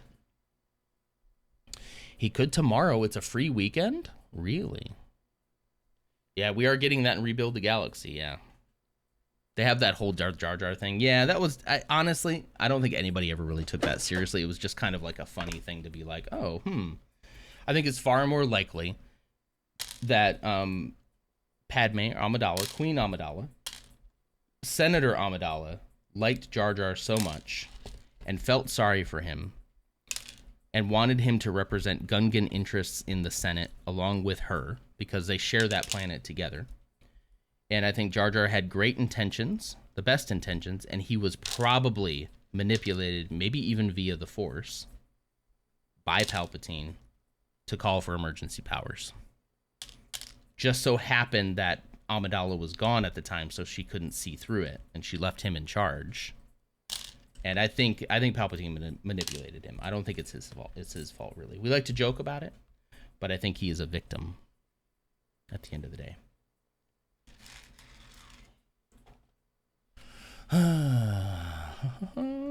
They do. I forget which book, but they talk about what his life was like after it all. Ooh, I wanted to read Aftermath. Apparently, that's where Cobb Vanth came from? No way. I didn't know that. I thought he was a Mandalorian original. I have a terrible memory, so you can't ask me much else about the Aftermath books, but I won't forget the stuff about Jar Jar. It really sat with you, huh? Hopefully, I'm going to have some more brain space to read soon. I'm hopeful of that. That I can actually sit down and concentrate on a book, not get immediately distracted, and not want to fall asleep as soon as I crack open a page. I hope so. But we'll see. They could go back in time and bring back General Grievous. I kind of hope.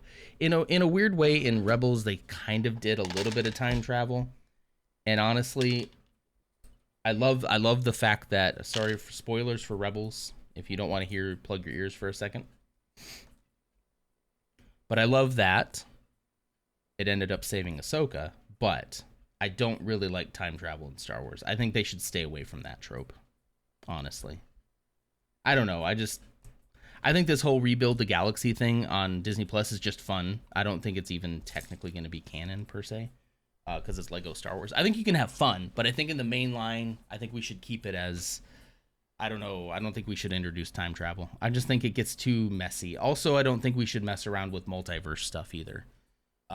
It should, in Star Wars specifically. I think it works for Marvel because of all the comics and whatnot. But I think we shouldn't mess around with, like, you know, all these different variants of Luke Skywalker and stuff. I don't want to get into all, like, you know, I don't want to end up with a movie like Deadpool and Wolverine, which is a good movie. It was fun, but it's like, it's all just about multiversal variants of the same characters, you know? And it's like, I don't know. I'm kind of done with that trope too.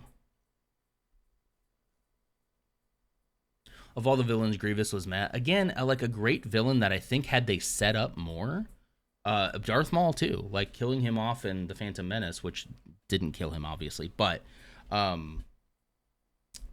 getting rid of him and not making him like kind of the primary antagonist, like the Darth Vader to the Empire kind of thing, I think was a miss on Lucas's side. Or if they what they should have just done is they should have just made Grievous be this character of like, who is this guy? And I remember the theories when episode 3 came out and you saw like his eyes and stuff. People were like, wait, that's Darth Maul. Like, they put him in a robot suit. I think that honestly would have been so cool because it would have been like Palpatine is sort of obsessed with keeping his apprentices alive as long as they're useful. And so he'll stick whatever remains of them into a robot suit. And that's kind of why Darth Vader, you know. Maul got his redemption in Rebels for sure. Maul in Rebels is great. It all kind of worked together at the end, but I think there's a couple missed opportunities that could have been really cool. And I don't know if George... excuse me. I don't know if George just doesn't have foresight or if he just You know, if he doesn't like look far enough ahead to plan everything, or if he just thinks I'll make it up when I get there. You know, I'll figure it out. I always do. You know, I don't know.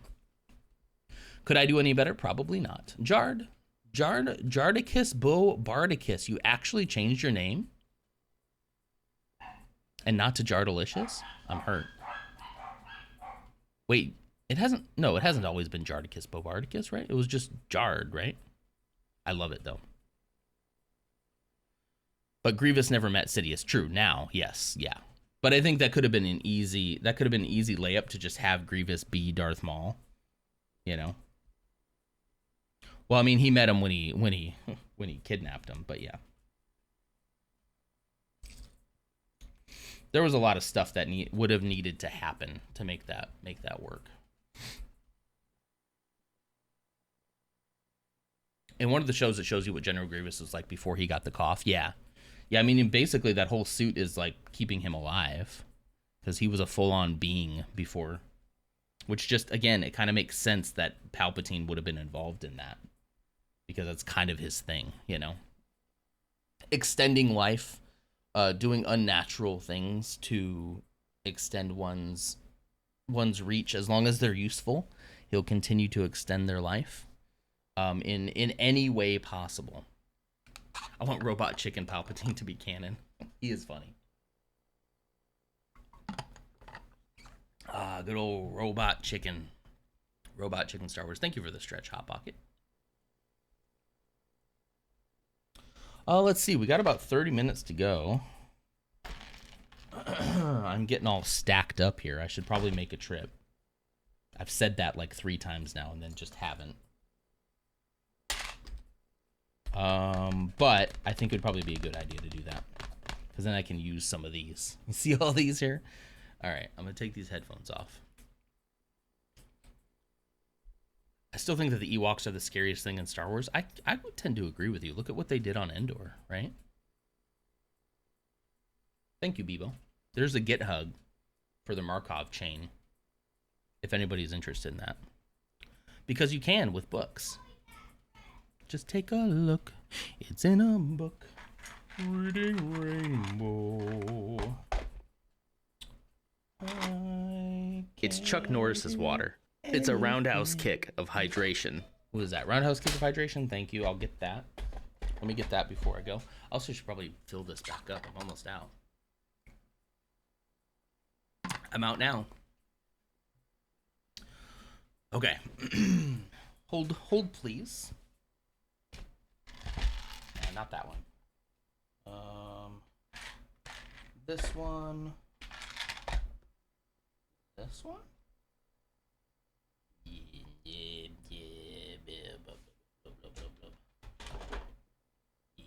Yep. All right, be right back.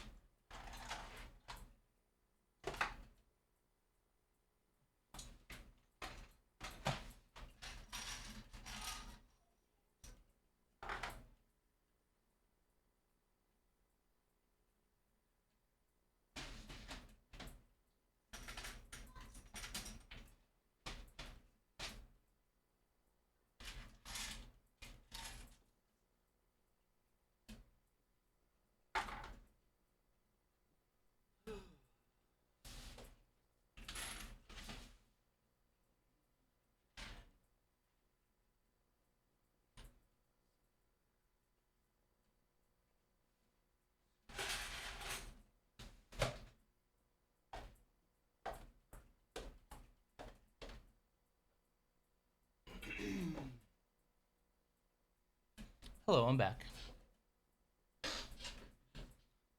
Hello.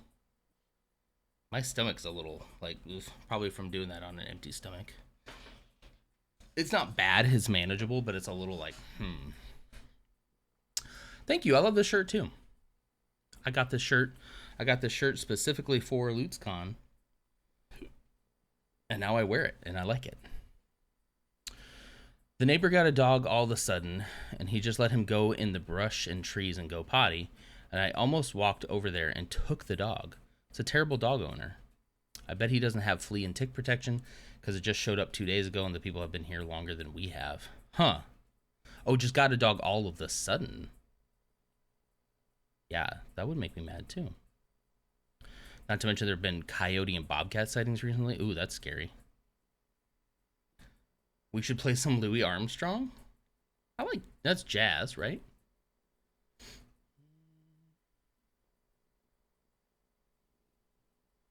They hate the stormtroopers, even though, if I'm not wrong, the Ewoks naturally ate greens. Yeah, I don't know if they ate the storm.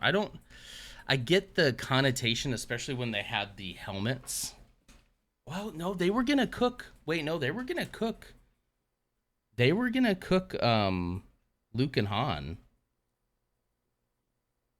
I guess with the intention of eating them. I'm trying to be more matchy, Coleman. I learned from you. You can see them using parts of the helmets as instruments. Yeah, hung up as display. And they did try to cook Han and Luke. So yeah, they might have eaten some of those stormtroopers, and I guess our intrepid heroes probably didn't stop them, because hey, it's the circle of life, you know. Would carbonite be the equivalent of cooking fish in a pie crust? I think carbonite's cold though, right? Hi, Professor Lav, by the way. I think carbonite's more of a cold, so it'd be like a deep freezing a fish in a pie crust. But I see what you're going for, and yeah, probably. I see the intent, and I know where you're going. But I do think carbonite carbonite isn't edible. Well, yeah, you probably don't want to chew on it. But it's more like a deep freeze, as I understand it. Thank you for the follow. Feel free to correct me if I'm wrong, but it's sort of a cryogenic process, right?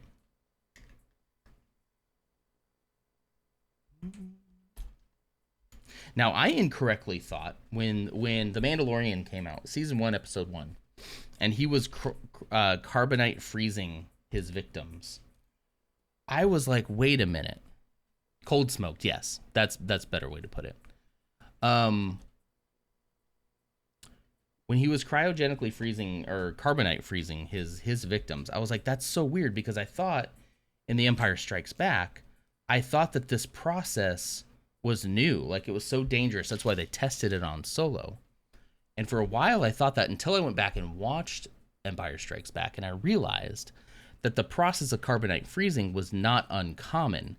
It was using his particular setup of the carbonite freezing that hadn't been tested on humans, the setup at Bespin.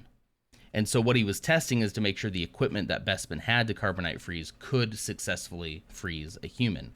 So apparently carbonite freezing, especially for fugitives, was a pretty popular thing. It was a pretty popular thing to do. I thought carbonization was hot because the room Han gets done is covered in like the orangey lights. And there's a bunch of steam too, so I could see why you thought that. But I think it's closer to like freezing, I think. It isn't quite explained. The science isn't quite out there, but...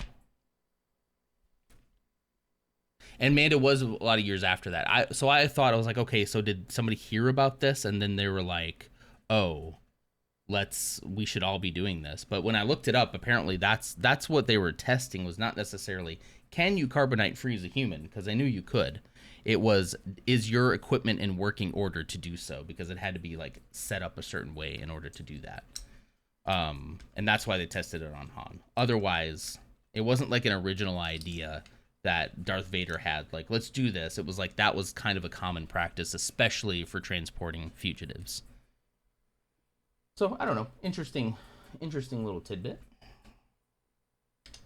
I think. Oh, I was like, where did I put those things? Welcome back. How were was it pancakes or waffles?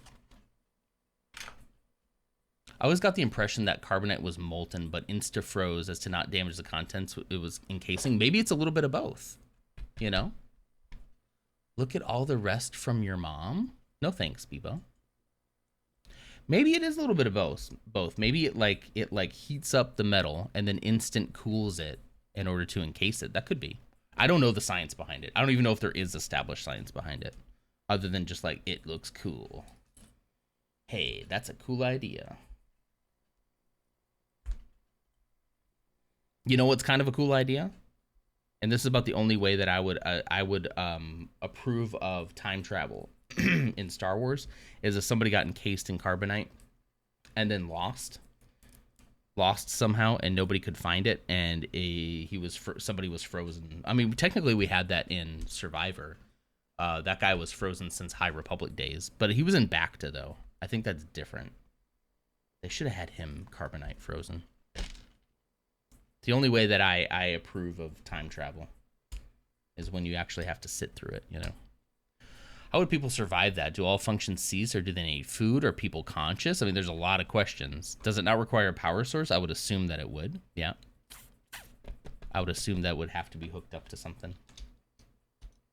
But also there's power sources in Star Wars that are never really super explained. So maybe it needs a minimal power. I don't know. The Red Corsair dude from Force Awakens finds a clone that was frozen since the wars. Really? I didn't know that. That's cool. Bum, bum.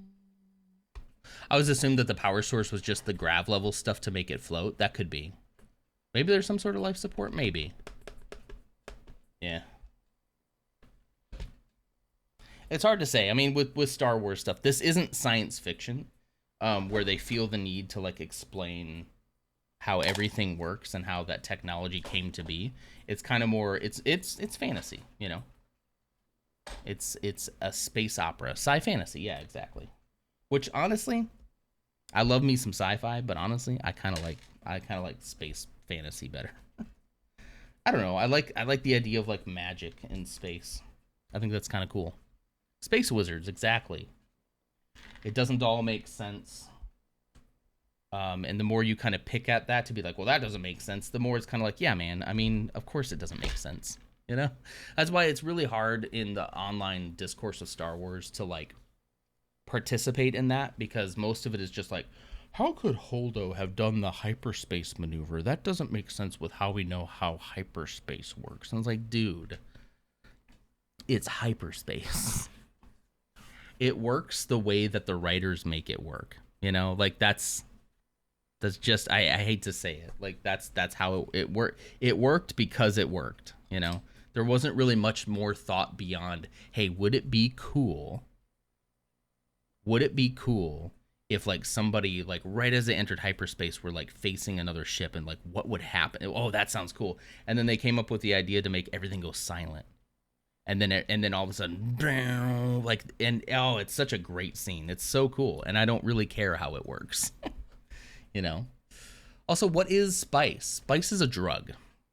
Spice is like a drug. It does kind of look like cumin a little bit. Spice is a drug, which isn't super original considering when Dune came out. It's not a super original name for their space drug. Mace is dead until he isn't. I hope that he stays dead. To be completely honest, I'm tired of people not dying. I know some people would love to hear that he like somehow survived that fall and was on the streets of Coruscant for all these years. And I wouldn't put it past him to try it, but I kind of hope it doesn't. Wasn't Star Wars somewhat inspired by Dune? Yeah, probably. Probably. I can't remember which came first. The book probably came first. Yeah, in Dune, they explain it's a byproduct of the worms on Arrakis, yeah. In Star Wars, it's just something you can mine. It's a drug that you can mine from spice mines. It has to be, like, refined and all that. I think it's also connected to coaxium, too, isn't it? In a way. like maybe a byproduct of coaxium mining, something like that. So again, very Dune-like. But I don't know. I feel kind of stuck. I might need to make another trip. Let's take this one, this one, this one, this one, the wings. When you feel stuck, try something new. You know? That one in there, sure. Why not? Oops. Oops, whoops. Whoops, whoops. I think I have a container for these, but I'm not sure where. Making my way through the Dune book. Man, Herbert got really horny after the first. It gets weird, doesn't it? Yeah, Dune first in 1967. Yeah. No one really dies. They become a Force ghost. Not everybody becomes a Force ghost. Not everybody does. You have to, I don't know. Again, I'm behind on the lore on some of this, especially current lore. But like you don't have to become a Force ghost, and most people do not. Star Wars straight up copied Dune in a lot of ways. True. Worm byproduct. It's actually pretty clever. I kind of like it. 1965 even. Okay. Plo Koon definitely got a lot from the new canon. Given he has 0 lines in the movie, people just thought he looked cool. He does look cool, though. And honestly, half of what I enjoy about Star Wars is just like, hey, that's freaking cool. Like, that's cool, man. That's as Coleman would say, that's cool as hell. Like, that's part of why I love Star Wars. You know, it's just like, let's do cool stuff, you know? Like, I love when there's a deeper message. I love when we learn something. I love all the different themes in Star Wars, family being a big one. In the more recent ones, your found family being an even bigger one, your friends, being loyal to your friends, all of that stuff I love about Star Wars, but also is cool as hell. That's also why I love Coleman Trevor so much. Yep. My favorite one was I'm a gonna die. Jedi Master, I'm a gonna die. Guess what happened to him? I needed an emotional break after reading Norwegian Wood and wanted to finish the first arc. What is Norwegian Wood? You're reading Dune Messiah right now. Nice. I'm excited for the Dune show about the, what's the name of that coven of people who are controlling everything. You can't stop laughing when we talk about I'm gonna die. So such a George Lucas thing. Although, did he name him? Because that was Clone Wars. He wasn't involved in everything with Clone Wars. Filoni was more. That might have been a Filoni thing. But he learned from the best. I actually really loved, I mean, he was so cool in an episode. It was a good episode. Genuinely. I haven't watched Clone Wars in a long time. It's kind of daunting. He did name him. Okay, good. My favorite now is Scissor Punch. Thank you, Coleman. Yep. Scissor Punch. It is great. Okay.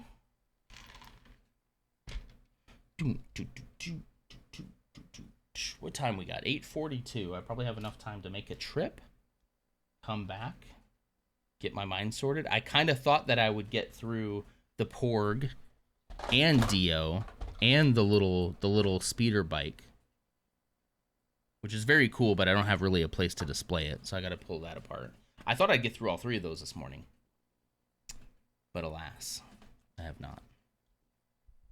Stretch, thank you.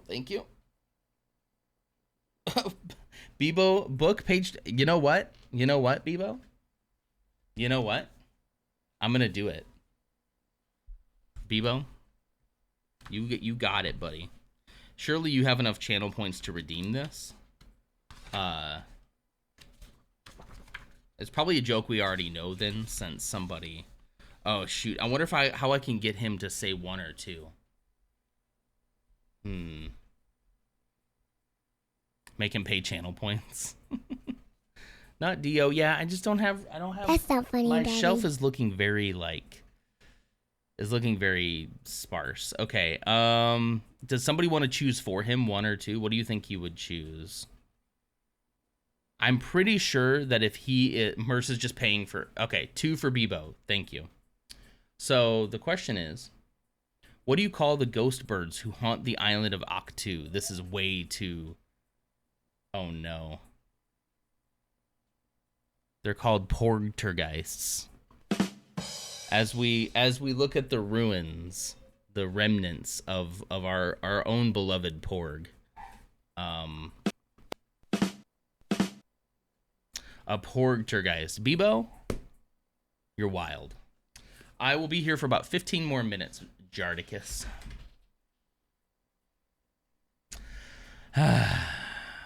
Why did you say Ahch-To like Hawk-To? I don't know.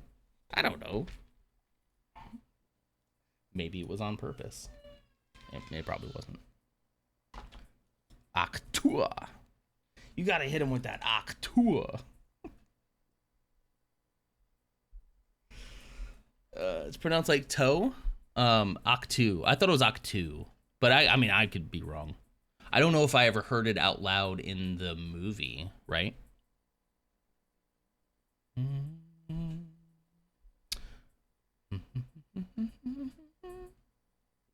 Who are we talking about? Yaddle. He speaks that way for a reason, I think. Also, I love the Bryce Dallas Howard voices her. I didn't know that. Voices Yaddle? I didn't know that. That whole arc, by the way, in Tales of the Jedi, the Dooku arc is stellar. I love the fact that I don't want to spoil it if people haven't seen it. Has everyone seen the Tales of the Jedi Count Dooku arc? I don't want to spoil it, but it's so good. It's so good.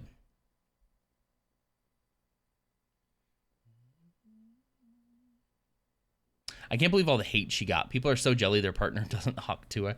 You know what's funny is, like, I would be one of the people who are like, it's kind of weird that she got popular for that. But then I saw something recently, and somebody pointed out, and I thought they made a really good point. They were like, look, this girl made a joke. She capitalized on it. And all she's out there doing right now is just having a good time, like throwing a pitch at a game. Like, I don't know. I don't know anything about her beyond that meme. She could be a horrible person, but it doesn't seem like she's a horrible person. So I don't know. Like, it's weird. It says something about our culture that, like, somebody like that can get so famous over something so minute. And I think if we're being honest with ourselves, a lot of people who criticize that are probably criticizing it out of a place of jealousy because they would love to be as famous as that for doing very little work. Wouldn't we all? Wouldn't we all love to just be so famous for doing so little? And we would all absolutely capitalize on it if we could, you know? So I don't know. She seems fine. She'll fade. It'll all kind of be, you know, she's gonna have her 5 minutes, and I don't hate her for that. It's, you know what? It's great. Do your thing, girl. It seems weird to hate on her for that, for sure. We can talk about, like, it's weird that we obsess over people. That is weird. But at the end of the day, I don't think she's doing anything wrong, from what I can tell. I heard someone say that Yoda talks the way he does so people pay attention to what he says. Not sure if it's true. I still don't know if we have a canon explanation. How dare a woman be sexually liberated? Yeah. Or honestly, how dare she make a funny joke? She made a funny joke in a way that people thought it was funny, you know? I love a girl in overalls? Sure. You know. Are we piecing out a set or just sorting a bulk bag lot? This is a set. This was the Porg set. So we're kind of piecing it out and putting it back into the collection, yeah. Gaming Templar, hello, by the way. And also just talking about all sorts of things. You can give me 5 more minutes? You can give me more than 5 minutes? For what? I just read a Reddit thread that compared English 800 and 400 years ago. Really? Oh, so is it just because... Wait, are you saying that because Yoda's so old, that he comes from a time where everybody talked that way. It could just be that that's just the way his people talk, you know? And Yaddle could have learned a different way to talk. Maybe Yaddle wasn't raised on the same planet among the same people. We also don't even know much about his species at all. At least I don't think. Again, current canon is going too fast for me to keep up with. So if something has changed on that, I think it'd be interesting to learn more about him. But also he's kind of better, I think, as sort of a secretive little guy. And I was one who was like, when the Acolyte came out, I'm like, please don't put Yoda in this. Like, leave him. They've done a good job so far of kind of leaving him very mysterious in the High Republic. He's always off doing something else. And I'm just like, just don't include him. And then I don't want to ruin the Acolyte for people who haven't seen it either. But all I'll say is they just couldn't resist, could they? They couldn't resist putting that green little dude in Star Wars, you know? Yoda old, Yaddle whippersnapper. How old is Yaddle? It could be. I mean, it honestly could just be how his species, when they age, their speech patterns just kind of change, you know? And it isn't necessarily that they're like... Yoda is actually hiding a very strong Californian accent, brah. Yeah. Let's go surf, brah. I don't know, is that a California accent? Jard, is that it? Did I nail it? He speaks that way after multiple concussions. Hi, Banj. Happy time zone to you. I don't know. I don't think there's been a canon explanation for that yet, so I couldn't say. All right, I need to make a trip, unfortunately, so talk amongst yourselves. Let's debate what's going on here. You hear my kid playing video games in the background. He can't play video games silently. It's impossible. Nor sitting. He has to stand and jump while he plays, which I'm like, you know, he's getting exercise, so that's okay. And congrats, Ams. Agreed. Playing video games in silence is impossible.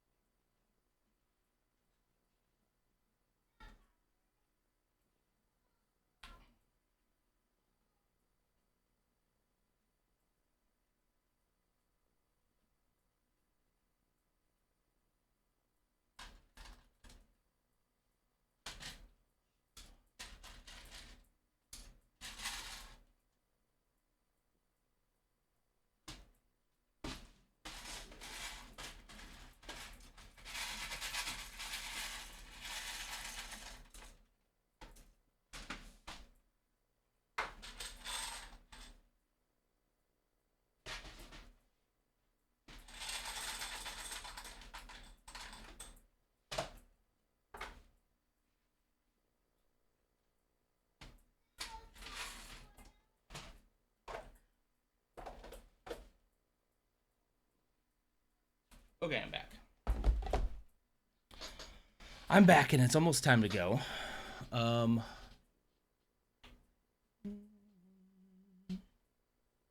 Can confirm that's exactly how Jordan talks. That is why we stream, though. You're right. This is apparently what Filoni said on the matter. Does she speak backwards? I'm like, no, I don't think so. I think that's a Yoda thing. Frank Oz told me once that Yoda speaks that way, specifically in honor of his own master. That was what he had thought about it. I try to keep moving forward these thoughts, and Bryce on her own made a great Yaddle. I think it's makes Yoda interesting if he is the one who speaks that way, and not just his species, right? I let my rage out in games. It's so loud. Yeah, I'm not a big rage gamer. You never had a late night Nintendo DS session trying not to get caught by your parents then? There you go. That is more, yep. I had a PlayStation Portable, a PSP I bought with my own money. I freaking loved that thing. Watched Spider-Man 2 on it with headphones so that it wouldn't be heard, you know. Did with the original gray Game Boy. That's right. Yep, I had one of those too before they were backlit. I guess Yaddle is like their species equivalent, like 40, and Yoda's pushing late 70s or early 80s by vibes. Maybe. He's definitely older, I think. I miss the Game Boy line too. I kind of don't. I hate Nintendo for not like continuing the Game Boy line. I wish they had continued that name. I love Game Boy. The Vita, I had the PSP before the Vita. I had a Vita for a little while, but nothing really beat that PSP, man. Backlighting? What kind of witchcraft? You still have your Game Boy? That's cool. Ursa, thank you for being here. I appreciate you. I'll probably just kind of put this stuff up here and we'll chat on our way out, shall we? Definitely feeling this thing kick in. I don't know how well it translates on stream. We'll see. I'm gonna try to.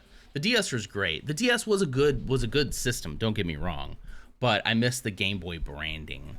I don't care about like I had a DS for a little while too. The 2-screen thing was kind of cool. Like the stylus thing was pretty cool. I liked it. I just missed the branding of the Game Boy. That's it. Are they still selling like the 2DS? Or have they completely gotten rid of that? Nintendo is pretty innovative. I'll give you that. Yeah. I'm still trying to get this piece out. I'm going to do this before I quit. The second game I played, however, was Gran Turismo 3, which did save games for me. The first game you played was Bubsy. Horrible start. Bubsy, I feel like I remember that. I won't lie, I'm surprised they never released a DS to look like a Game Boy when folded out. Yeah. I had a transparent Game Boy. Yeah, like the Game Boy Color. Was it purple? Was it purple and transparent, Hot Pocket? Because I had that one. Game Boy Color. Purple. Transparent. Played the crap out of Zelda on that thing. All of the Zeldas. At that point with Game Boy Color, it would have been like Seasons. What was it? What was those called? I want to say a story. No, what was it? Something to do with seasons. Anyway, it's been a long time. The Nintendo eShop is now gone. That's sad. The first game I ever played was Pong or Roller Coaster Tycoon. My actual, like, very, very, very, very first game would have had to have been, like, Mario Brothers on NES. Not SNES, NES. That's my earliest memory of a game, and that's how old I am. And probably by the time I played it, it was probably pretty old. And then I remember we had an SNES for a while, and then into N64 and all that, you know. GameCube I never had, though. Your first game was Ski Free. I loved Ski Free, Coleman. I do love Ski Free. Yeah, I played the crap out of Ski Free. I hated how if you got further and further along in Ski Free, eventually the Abominable Snowman would get you. I hated that. I wanted to just keep going. It's scary, right? Yeah. Overall, I'd say PlayStation has a superior 3D platforming to Nintendo. Sly, Jack, Crash, Ratchet.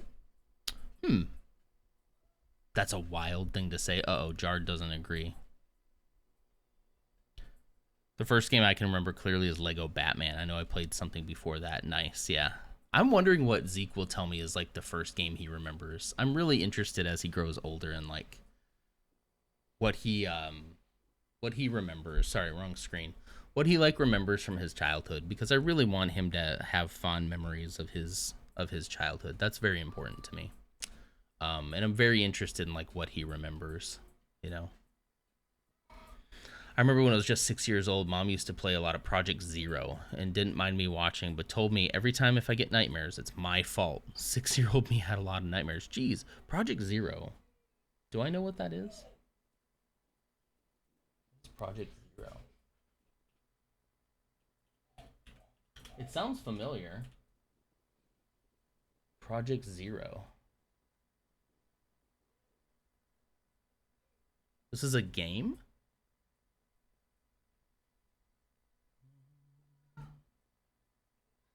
3D Mario games are peak. I do have good memories of the...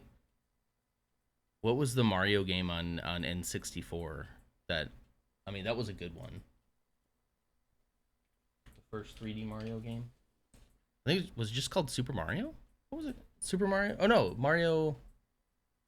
Gosh, I cannot remember, guys. I just cannot remember. It's so weird. This medication isn't helping me with my memory per se, but it is allowing me to like be okay with not remembering. You know what I mean? Like I'm like not stressed out about it as I usually would be. Project Zero game. Oh, was there a game? There's a GameCube. It's a video game series. Oh, wait. Is it... It keeps coming up with Fatal Frame. Was it a Fatal Frame thing? It's a horror game on PS2 where you play a Japanese high school student capturing ghosts on your camera. They rebranded that as Fatal Frame, didn't they? I remember Fatal Frame. I never played it, but I think it got either rebranded, like maybe in the States as Fatal Frame.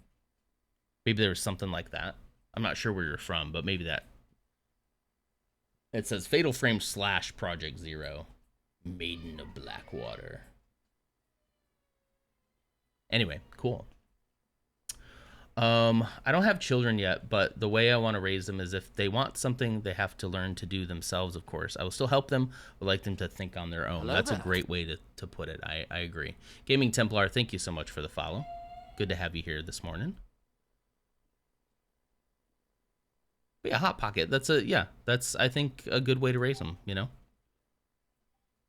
It's probably easier said than done, but, you know, I think it's a good start. I love PS 3D platformers, don't get me wrong, but Crash has aged poorly. Has A, aged poorly, and B, the remasters of the new games It's suck. Chuck Norris's water. It's a roundhouse kick of hydration. Jak and Daxter has one good game in the series. Ratchet has a lot of blunders, too. Ratchet and Clank, that newest one I played on PlayStation 5 was kind of fun, but I wasn't like... I have a little bit... You see that? There's a little bit of water left in there. This is all I got left. Let me see. I'm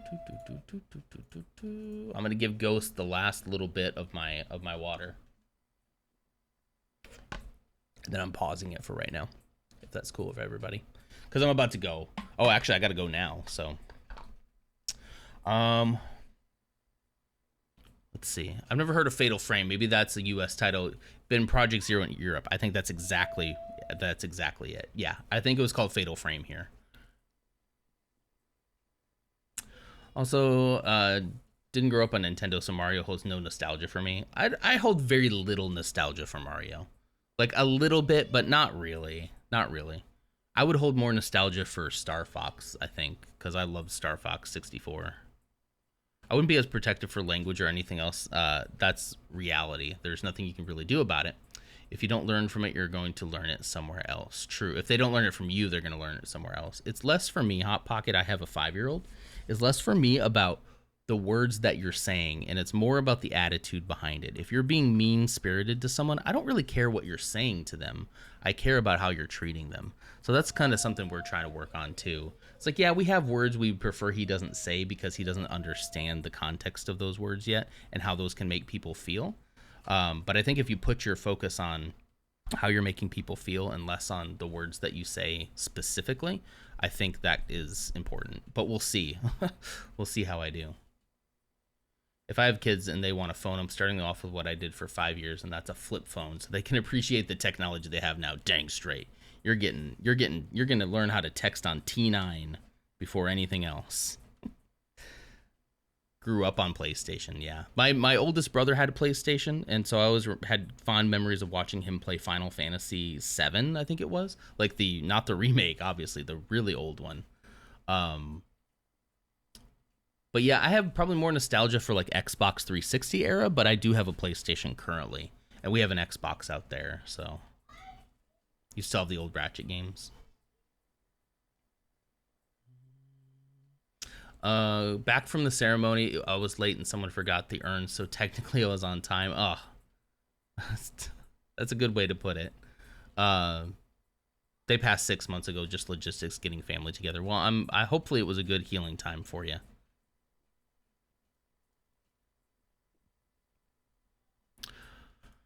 I wouldn't curse my child out, but still, for sex or anything like that, I feel like you should start teaching them that. Sorry, this sentence is it's probably just my mind, but start teaching them this isn't for everyone, but like at age 9, because they'll learn in school anyways. I'm a big believer that yes, a lot of that should happen in the home. Sure, I also believe in sex education in schools too, but I think parents should be more involved in that conversation as well. Okay, I think we're good. I think we're done. 555-777-555. I don't know that one. I'm sure it's very funny. All right, I gotta get going. Let's see what's going on in old Twitch land, shall we? Who's gonna carry the baton for us today? If you all have time to hang out, let's find out. It's a relay race here. Lars is live. We're going to Lars. If Lars is live, we're going to Lars. Lars is playing Brick Tales, which I have also played myself. It is great fun. A beautiful game, like a gorgeous game. It really is. It's a lot of fun. So if you haven't seen that yet, it's kind of like a little Lego puzzle game. If you haven't seen that yet, we're going to go over to them. Be very nice as you have been here, and you'll do just fine. Clumsy's played it too, huh? Anybody want to throw out a raid message? He's out there just yelling at his video games.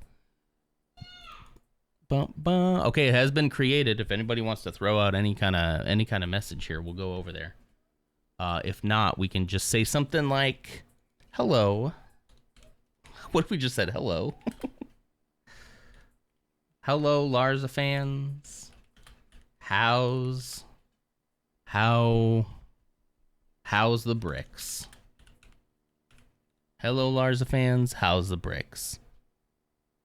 How about that? I'm not the best at making these up. Ursa's the best, but Ursa's probably not here. There we go. Look at that. As if on cue. We're coming to tail your bricks. Let's do it. There we go. All right, everybody copy it. We're going soon. It's happening soon. The countdown's over there. I can barely see it. I've copied it. All right, I hope you all have an absolutely wonderful weekend. I will see you on Monday. Same time, same place, same non, and we'll be back on Minecraft.